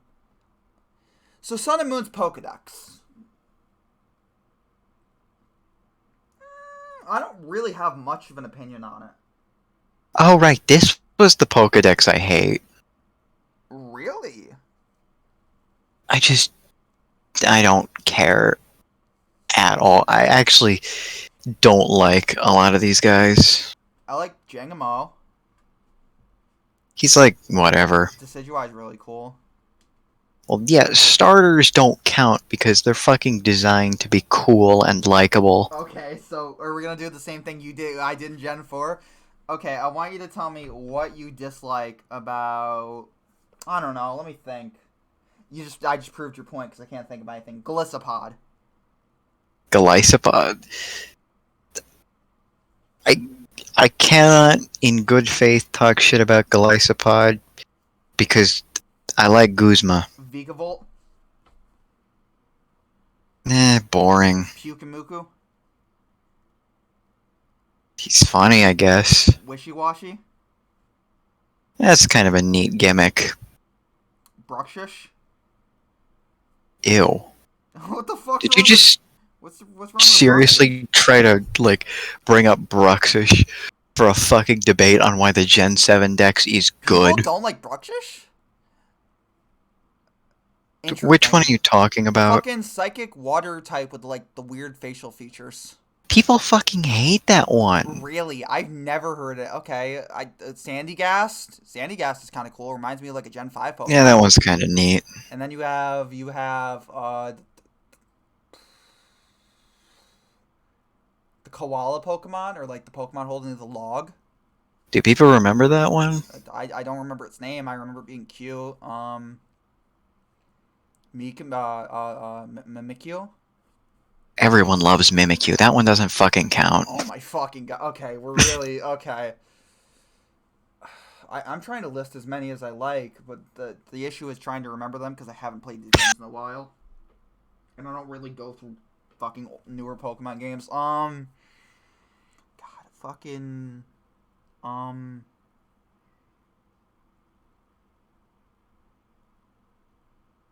Fuck it. I cave. Sure. Alright, can we talk about trainer designs?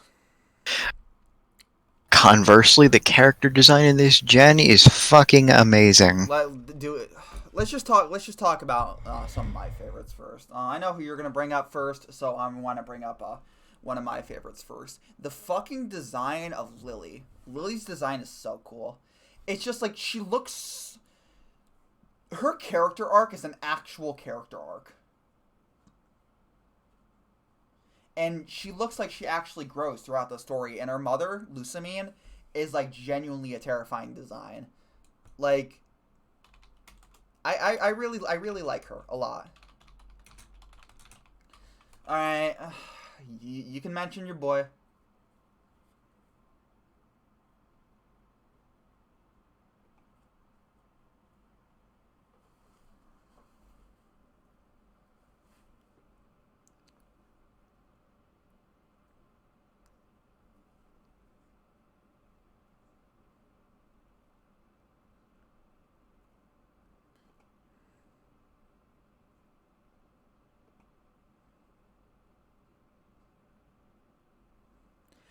Yeah, it crashed again.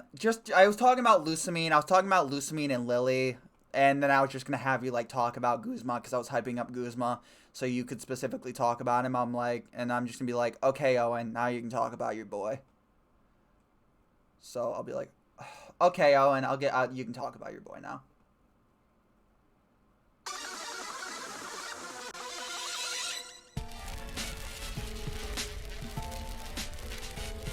I got the music playing, Owen. You can talk about your boy.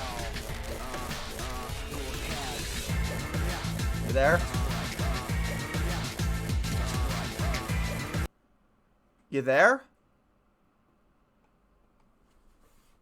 Leave, then... Okay.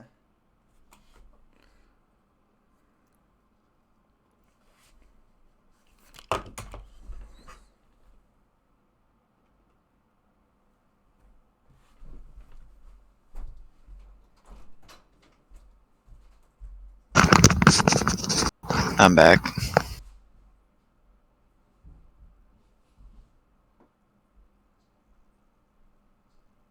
So we were talking about character design?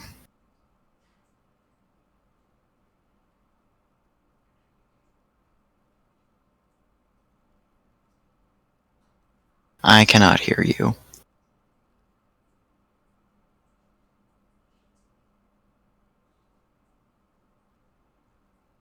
Hello?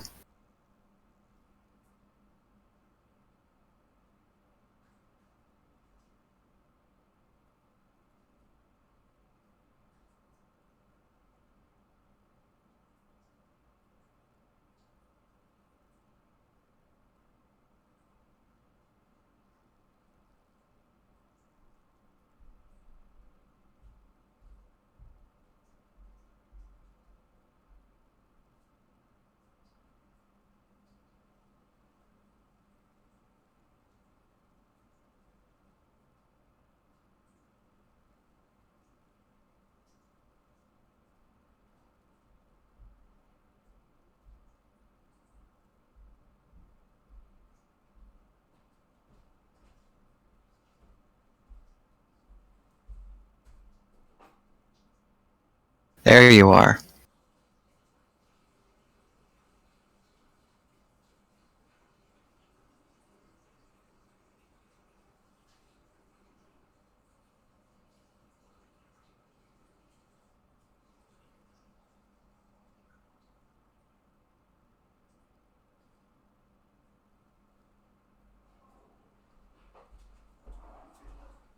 Sorry, I took a piss. I was talking about Lusamine, and then I was gonna be like, okay, Owen, now you, okay, so when I tap twice, just pay attention, okay? Okay. Okay, Owen. I talked about my favorites. You can talk about your boy now. I like Mallow and fucking Kiawe and Nanu and Wick. The joke was I was gonna have you like talk about Guzma, but yeah, I guess you can talk about the characters you like. So just repeat everything you just said, and then I'll get to Wick. Say Wick last though. All right. Just repeat it. No. All right. So I like Mallow, Nanu, fucking. I think Kiawe has a really strong design, and I like Wick. Wick is interesting because people like joked about this when the games first came out. Do you realize how many sex jokes there are in this game? I don't. Press A to pound, and like the Yeah. and then there's the fact that like your fucking rival How is like, you look young, mom. She's like I'm like 53 or something. She says like an exact age, like a MILF age, and he's like, whoa, mama. And I'm just like, Jesus Christ. People jokes about that, but that's just kind of a real thing. How is a 10-year-old boy who fucks MILFs? How do you feel about that? I just like Wick because she's got big, fat, chubby titties. Yeah, no, actually though, her fucking knockers, dude. Her calcium cannons. Fucking what? You ever seen that one fucking like new image thread where it's like you draw like two popular characters, they're drawn together a lot, and it's like suck your left hit and then swing around, or Oh yeah, that fucking one. Like draw your left hit and like jiggle your right, and it's like you do realize these aren't private or like anonymous. There's one I saw with like Bridget with massive titties, and I'm still terrified to this day. But you know, I really I don't know. I like a lot of. All right, pivoting back to characters and character design. Hey, Dylan, what do you think of Gladion? I'm sure you have a really nice opinion about this very popular fan favorite character. I have an opinion on another very popular fan favorite character. Hear the music, Owen. Let's talk. Guzma is the greatest character design and greatest character in all of Pokemon. His impact on the game is so fucking cool, and he's one of the most interesting characters in this entire franchise. Not most. He just. Oh yeah, he's fucking great. He's stated as a villain figure, and is the only character that actually has a great bait and switch to where you actually believe he's a villain, and he's just a really weird guy. He's just your stereotypical, like, older ghetto 25-year-old, like, wannabe ghetto culture from, like, a suburban town. But not in an obnoxious way, but, like, in a way where he's still accepted into hip-hop culture. This can be heard in his fucking theme, which is just straight-up instrumental hip-hop. That along the lines of MF Doom, fucking J Dilla. It is so cool. And then you have to talk about his fucking party. Now, out of all types, what was the type you think he'd specialize in? Dark? Fire? No! Bug! What? And that's so fitting. His glasses are that of a bug. His little chain, too, with the Team Skull icon, so fucking nice. I love his not even white, it's silver hair. Combine that with his fucking overcoat, his white shirt, and his general outfit, general vibe, how he speaks, how he talks to the main character, is kind of a dick at first, and then it's just like, I'm a good dick who's just an asshole to everyone, but I'm gonna be nice to you, kid. And I'm just like, Jesus Christ, I love this guy. Like, if Guzman was real, I'd fucking go to the function and smoke pot with him. He'd probably be the plug who was unemployed and then had, like, the best fucking TV in the state. Or the city, you know? I love Guzman. I love him. I love this theme, too. This theme is really fucking good. Anyways, that's enough. Where are we going? Who else do you want to talk about? Hey, Dylan. What is your opinion on Gladion? The region is laid out very So strange. Alola. Yeah. I don't know. I don't really care much for Alola.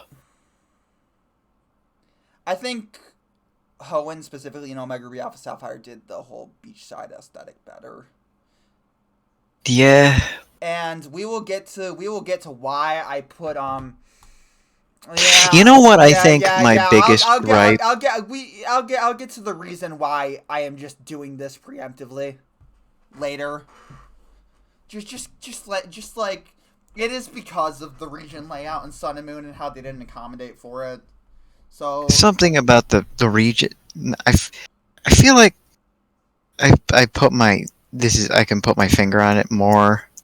Like with both the decks and the decks and the region design and how it's laid out, this one definitely feels like the most gimmicky region, if that makes sense. Like, it's Pokemon in Hawaii. I was gonna say that with Galar, but I can see an argument.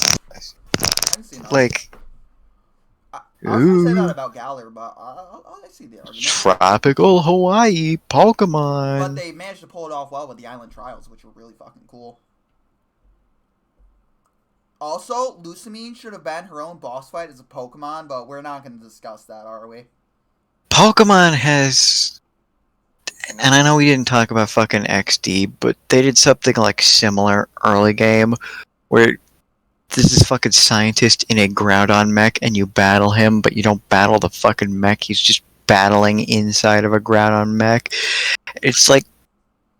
Pokemon, you can have fucking non-obtainable, like, one-off boss fights. Like, do it, you fucking cowards. Which, funnily enough, is the one compliment I was going to give Brilliant Diamond and Shining Pearl. But, yes, like, what do we talk about in Sun and Moon? The music? The music's honestly pretty relaxing. There's not a lot of tracks I individually remember, but I do remember, like, the Poké Center theme. That was very... I remember Guzma's theme and nothing else. Guzma's theme? Yeah, I can't imagine why. There's also another theme. It's Team Skull's theme. You ever heard this one? You ever heard this one? Yeah, I'm pretty sure I'm familiar with that one. Oh, no, that's the Grunt theme. The Grunt theme is not memorable. The Grunt theme is not memorable. Where is it? Yeah, here we go. Alright, now I can pretend to be a... Team Skull. I'm not doing this. Okay. Like, I'm just gonna have this playing in the background. Yeah, are you ever just making a Pokemon video, and you have Team Skull music playing in the background as you're surfing through fucking Nas on radio music? Would you believe I am of Polish descent? Would you believe I am a fucking cracker? Would Anyways, you believe I think Eminem is a top 3 rapper? yeah, I didn't really care for Sun and Moon. Z moves are lame. Z moves are lame. The fucking stupidest thing in this entire fucking franchise. I don't like Z moves at all. Like, and there's not really a post game either. Like, there's a massive post game, but like, do you remember any of it?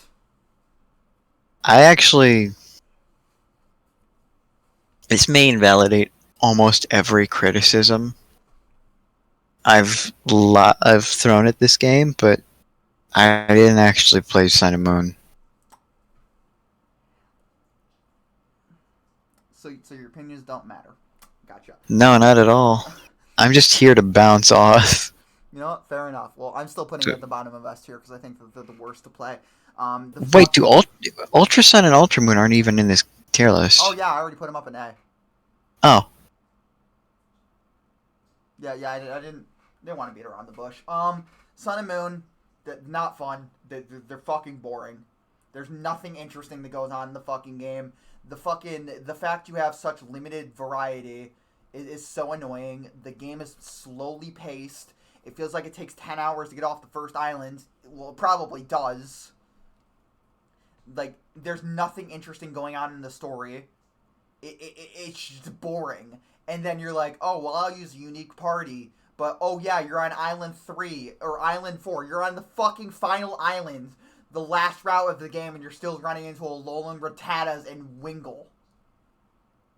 But you missed the 1% encounter of the Stoner Monkey Pokemon.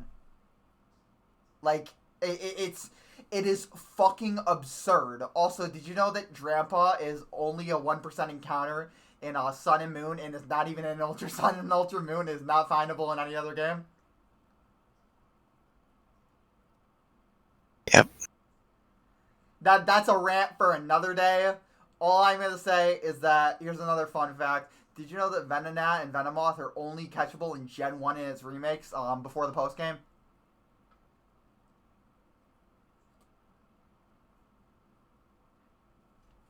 Pokemon is certainly a video game franchise. And it's just like, I can't stand Sun and Moon. I played them the day it came out. I did a Nuzlocke. I lost a Nuzlocke. Did another Nuzlocke. Lost it. Did another one. Fucking beat it. And I'm like, wow, these games are not memorable. And I moved on with my life. And these games were so non-memorable that I didn't play a single Pokemon game until the fucking release of, like, what was it? Brilliant Diamond and Shining Pearl. So, like, and I already gave my opinions on those games. So, like, where are we putting them? F tier? Yeah. Ultra Sun, Ultra Moon, take literally every issue I had with Sun and Moon and just completely fix it. The game is actually very challenging. Can't be too challenging if you beat the game's super boss with a fucking Ledian. Yeah, to be fair, you can beat him with a fucking Alolan Rattata, but that's besides the point.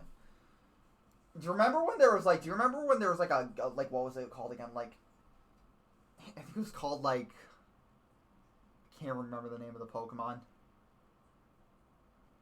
Necrozma. Do you remember when there was a thing called Necrozma Clause where you were allowed to lose Pokemon against Necrozma? Pichou really did save an entire fucking community, didn't he? That's just fucking cheating. It is! You are guaranteed a Rattata on the very first route. He is automatically going to be your Route 1 encounter, and he's always going to have 100% encounter. 100% catch rate, my mistake. So if you don't have an Alolan Rattata, you're just fucking terrible.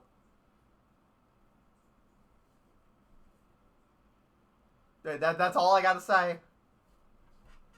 But, like, whatever. Anyways, I guess, like, I guess the moral of the story is that, like, the Pokemon community tends to love Sun and Moon and tends to hate X and Y. X and Y are better games. Sun and Moon are terrible games. Ultra Sun, Ultra Moon are great games. And we're about to get to the Sword and Shield in a minute. So, like basically, just don't take anything the Pokemon company said, Pokemon fans say, as, like, even, like, remotely valid criticism. Because I truly believe Pokemon fans have never actually played a video game before. Like, these are the same fucking losers who, like, harassed game developers because a Goldfish beat Pokemon Sapphire or some shit like that. And they're like, oh, well, if this game was easy, then the newer games are easy. So I'm going to send death threats to Game Freak employees because the newer games are easier. Only thing I gotta say about Ultra Sun, Ultra Moon in regards to comparing it to Sun and Moon is I like Kukui as the champion better. Yeah. Kind of should have been in the first place. But yeah, let's go Pikachu and let's go Eevee. Do these even count as mainline? I count them. Like, can we just talk about how, like, honestly, in comparison, you know that this game is, like, supposed to be like a part of the Adventures manga because you can run into Green and Yellow. Yellow is not in this game. Yes, he is. Or she? No, he is Yellow is very much not in. Let's go. If they were, I would have fucking heard about it. Oh, well, I know that Green is. Oh yeah, she totally is. But these games are honestly just kind of fun. They are, but they're good one-offs, and, like, I'd put them, like, in comparison to the fucking GameCube games, like, what? Okay, well, The Nintendo has stated these as main series, so. Okay, fair enough. Yeah, me. I didn't play these ones either. Yeah. Yeah, when you ever play Sonic, you ever play Sword and Shield? I played like the first fucking. I was gonna say 15 minutes, but it was probably more like 2 hours You played because it it's at just my how house, so you played it and you beat like the water type gym. Oh yeah. So probably like 4 hours because it's just how these Maybe slow 6 or ass, 7. bum ass games are paced. I don't. How do I talk about Sword and Shield? Okay, let's just keep going how we usually do. The decks. I like the I decks. don't remember anything. I don't either, but I remember liking what I did see. Alright, let's talk about the character designs. I don't remember any. I like Nessa and Everyone likes Nessa. Kabu. Everyone likes Nessa. Karu? Kabu. Oh, I was about to Fire say. type. I like Gordy. I like Who Gordy. the fuck is Gordy? He's the rock type gym leader. There's a rock type gym leader? He might have been in the other one than the one you had. There are split fucking. There was multiple. That's what I mean. They're forgettable. Like Maybe I like, so, I but like the orange haired girl, Veronica. I think her name was Sonya. Veronica. Like Sonya. They're both really white people name. Gordy just has too much sauce. Like, well, Sonya is cool because she eat hot chip and lie.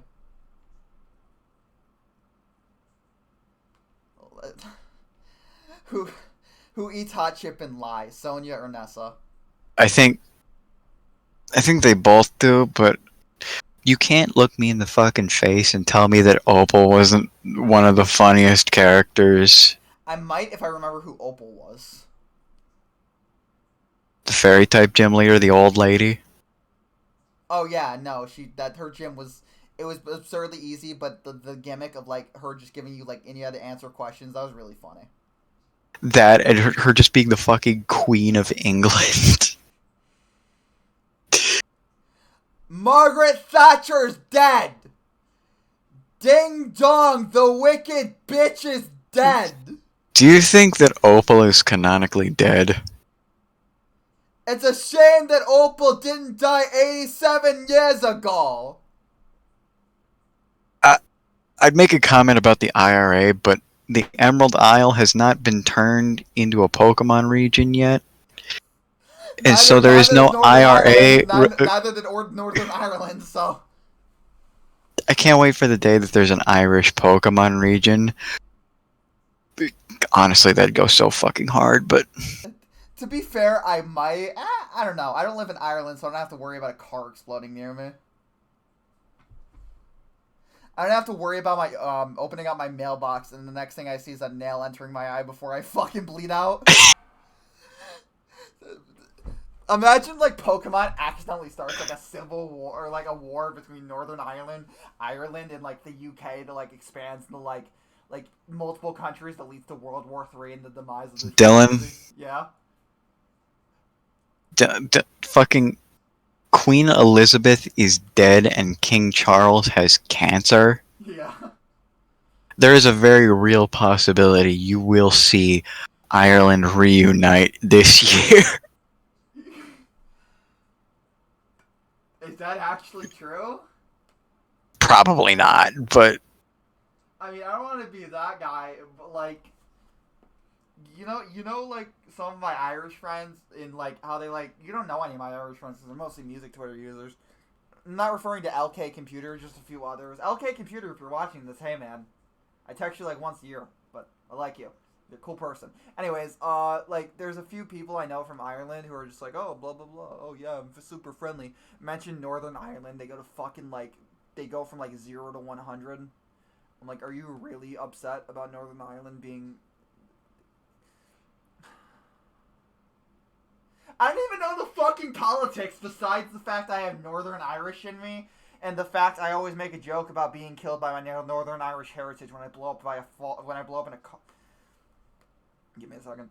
I don't even know anything about Irish politics. I just know that like I have Northern Irish in me alongside Polish and Lithuanian, and like that like I joke about being blown up by my Northern Irish heritage whenever a car explodes near me in Fallout 4.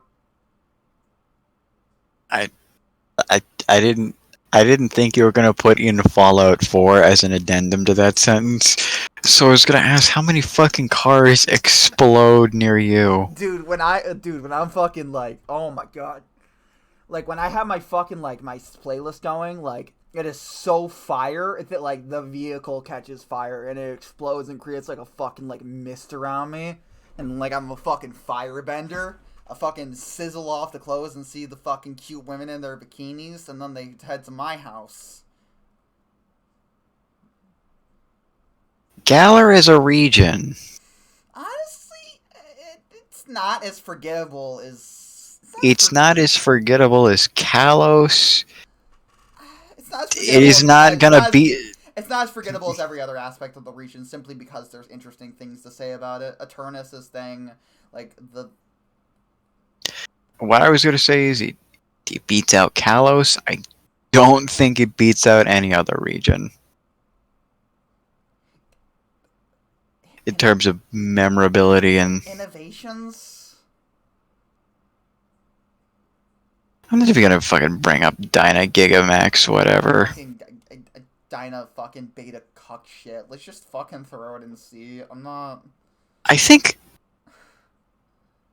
there was something I feel like I'm forgetting about that made. That's what I mean. They're forgettable.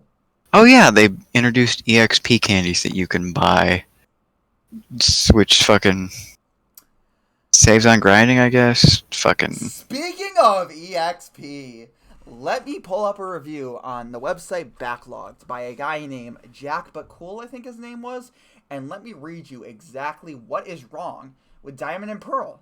Now, I know I should be like wording this I know I should be putting this into my own words, but I think that this review hits the nail on the head. Right. Let me just pull this up. Right? Let's just move this over here and let's just zoom in a tiny bit for you to read, Owen.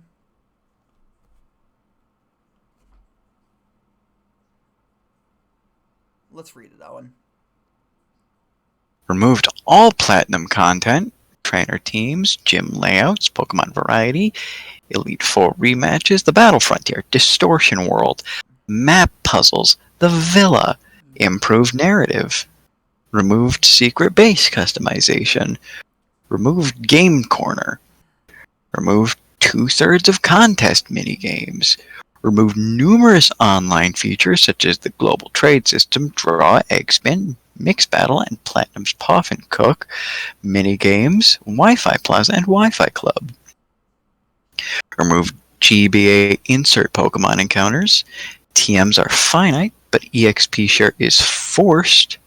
PC is now portable, and HMs are removed. Level curve is fucked as a result of EXP share. Following Pokemon receive affection buff. Increased EXP, dodge chance, crit chance, attack, move, status conditions, and ability to survive moves that would faint you. Game is poorly optimized and crashes at random. Horrendous presentations. Pokemon models, trainer models just snap in place. Music is still mini trash. The trainers were doctored. Copy pasted animations from XY Sword Shield that aren't faithful to Diamond Pearl animations. Non existent Pokemon scaling. No ranked battles. No new battle modes. No new content like Fire Red, Leaf Green, Heart Gold, Soul Silver, and even Omega Ruby and Alpha Sapphire had.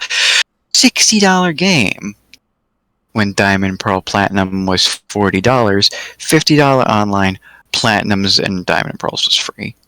This is the worst Pokemon game.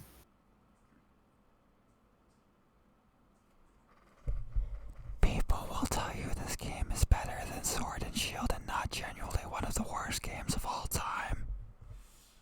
And I've said this before. Give me a second. But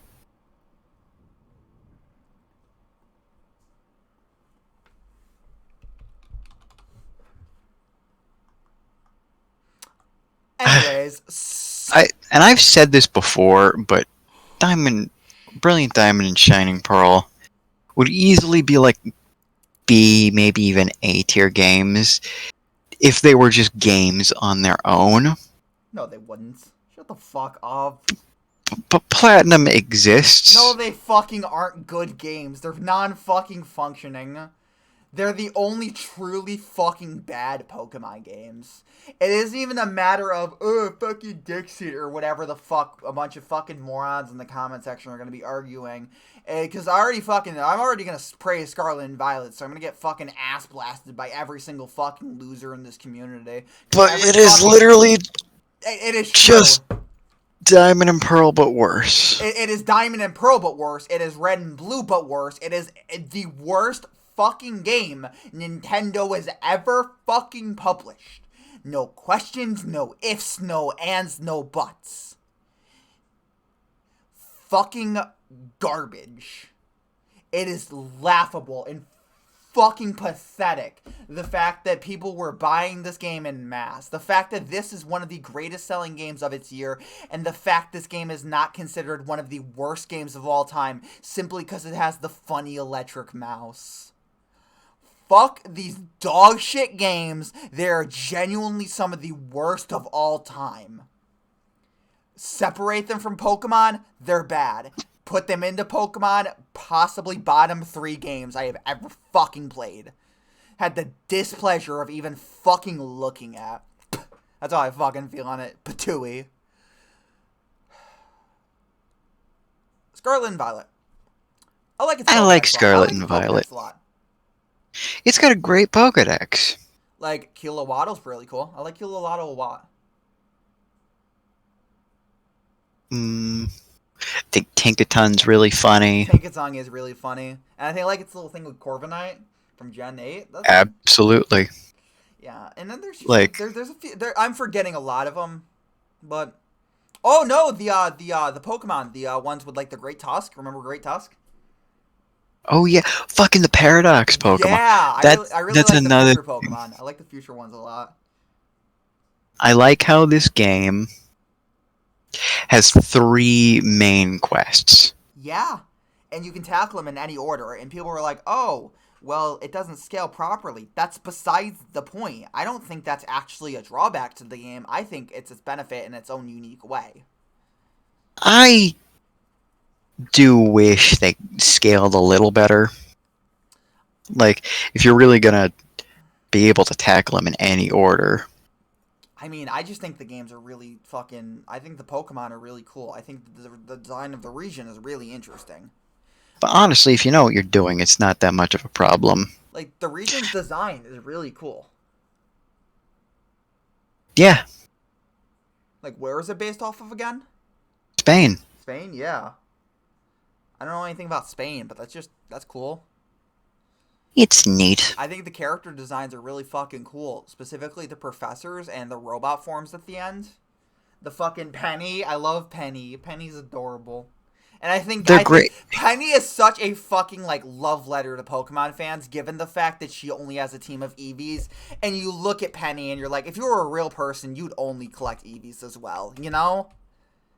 That's like, it's adorable. And they're self-aware in the fact, they're like the rival in Fun fact.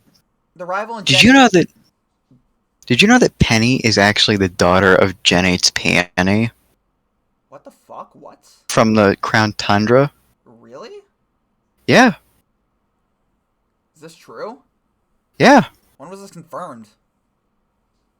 I think it was a little while ago. Huh. There were hints to it.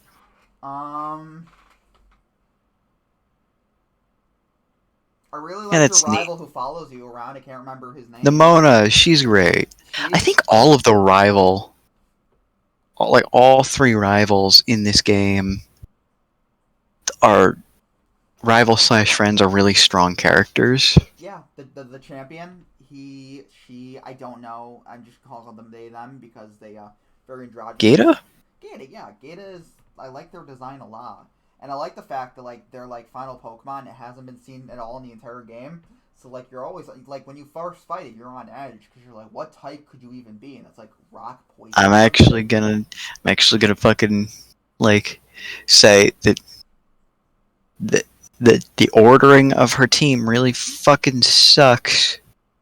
Because King Gambit should be last and her ace should be the first one. Because it's a setup Pokemon. And King Gambit's ability literally makes it so he gets a power boost for every fallen member of his team.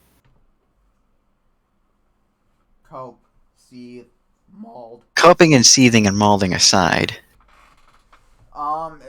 Music is not very well remembered, but like people also remember Breath of the Wild or Tears of the Kingdom soundtracks, and I think they're the two greatest soundtracks of all time in gaming. So like, I like its soundtrack. It's very laid back, subdued.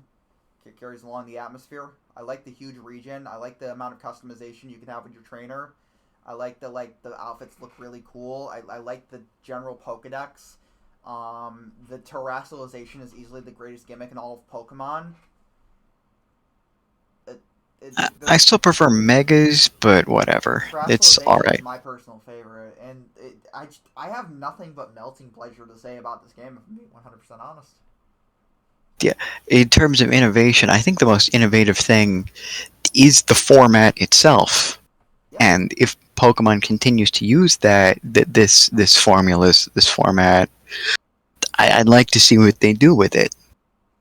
Yeah. I like the idea of, while still having the 8 gym leaders, having a special encounter / boss for every type. Yeah. It's really cool. It's so neat. I like this game. Let's talk about the gameplay. The gameplay is not fun in the absolute slightest. It's a buggy, disjointed mess. It is fucking nearly unplayable. The frame rate is terrible. The game is the game is just non-functioning. There's so many fucking little things with this game that bothers me. There's so many little things that they could have just put duct tape over and it still would have duct taped most of the game. Why the fuck are trainers so like weird in the fact that like how they encounter you? Why can't they see you in the overworld? Okay, why are gyms designed the way they are? Like, you can cheese most gyms, and if you can't, it's because the gyms are not even really gyms. They're just puzzles that fucking 4-year-olds can figure out. Like, more so than any other gym. I fucking feel like the one football from the first gym leader is easier than fucking getting through Pewter City's gym. And then there's the fucking combat, which, yeah, terrestrialization is cool, but only in competitive because they're like, oh, my Teddy Ursa on my bug-type team? I wonder what it's going to terrestrialize into. What if it terrestrialized into a fucking fire type? Wouldn't that be cool? Like, what if depending on the starter, it had different terrestrialization that countered, that could potentially give trouble to your starter? I'm gonna counterpoint here. What? I say that terrestrialization with the gym leaders had potential to have some really fucking, scary matchups. I guess, but at the same time, they're not scary enough. Because this game... I'm doing a thing. Oh. Alright. But at the same time, the matchups are not scary enough. This game just half-assed everything. It's just a half-assed effort. And while I was praising it, I can't really say much good about it besides that, except for one tiny thing that makes it one of my favorites in the franchise. What's that? The fact that everything I just complained about makes it the masterpiece it is. Because here's the controversial opinion of the day and the contrarian Tevo take. The contrarian Tevo take, I should make that a saying. At the end of the day, it gave the sense of wonder and adventure that Pokemon was needing for years. The one that I lacked. The one I've been wanting from Pokemon for years. I have wanted a Pokemon game to keep my attention, to make me feel that childlike sense of wonder, and Scarlet and Violet did it. And they were really fucking good games to boot. So I can gladly say that they're not just fucking great Pokemon games, they're just great games. And even if they are great games by extension of being terrible games, you can, who cares? I don't know. I don't really have much else to say besides, like...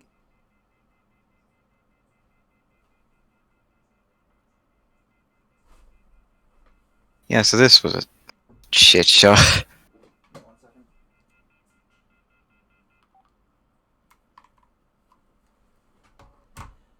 But at the end of the day, this tier list is completely arbitrary. We could have rated this any other way. People are going to agree. People are going to disagree. Most people are going to disagree. I'm going to probably get, like, death threats sent to my house. I don't care. At the end of the day, we like Pokemon. We just want to see Pokemon, like, make good games. And, like, the reason we preferred, like, the older games is because we grew up with them. Kind of like how in 10 years people are going to like Sword and Shield and that shit. Like, you know, and then the fact every single Pokemon YouTuber changes their opinions. Did you know Gen 8 is now an underrated masterpiece and it should have never got the hate it deserved?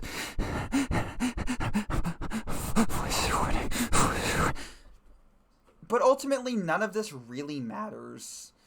This is just me and Owen's opinion, and, like, there could be, like, I could have gotten a number of different friends, and it would have been completely different.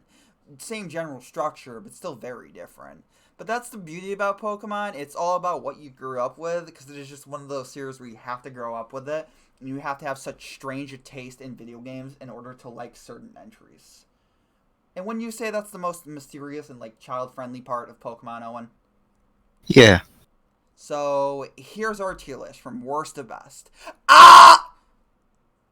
Sun, Moon, Crystal, Gold, Silver, Yellow, Red, Blue, Sword, Shield, Diamond, Pearl, XY, Ruby, Sapphire, Let's Go Eevee, Pikachu, Omega Ruby, Alpha, Sapphire, Emerald, Platinum, Black 2, White 2, Black, White, Ultra Sun, Ultra Moon, and then the top three are Scarlet and Violet in third place, Heart Gold, Soul Silver in second place, and Fire Red, Leaf Green in first place, but they can all be switched around however order I want.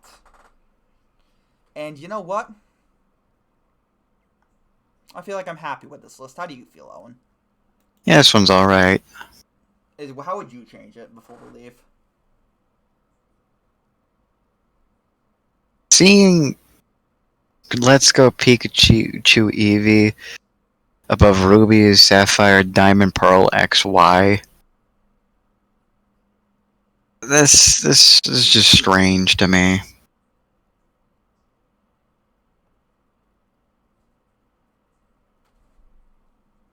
Does that tickle your fancy?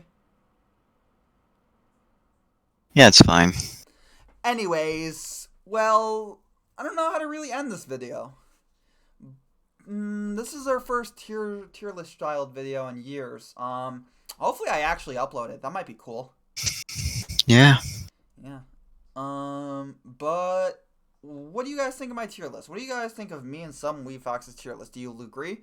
Do you disagree? Are you here to leave a dislike? No matter what you're here for, why not like, comment, no one can favorite, and please subscrizzle to my YouTube shizzle. This has been TevhoBend featuring our guest for today's episode. Some Weep Fox.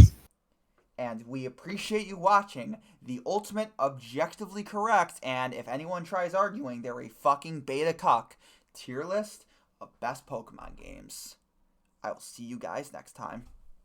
Bye. Peace.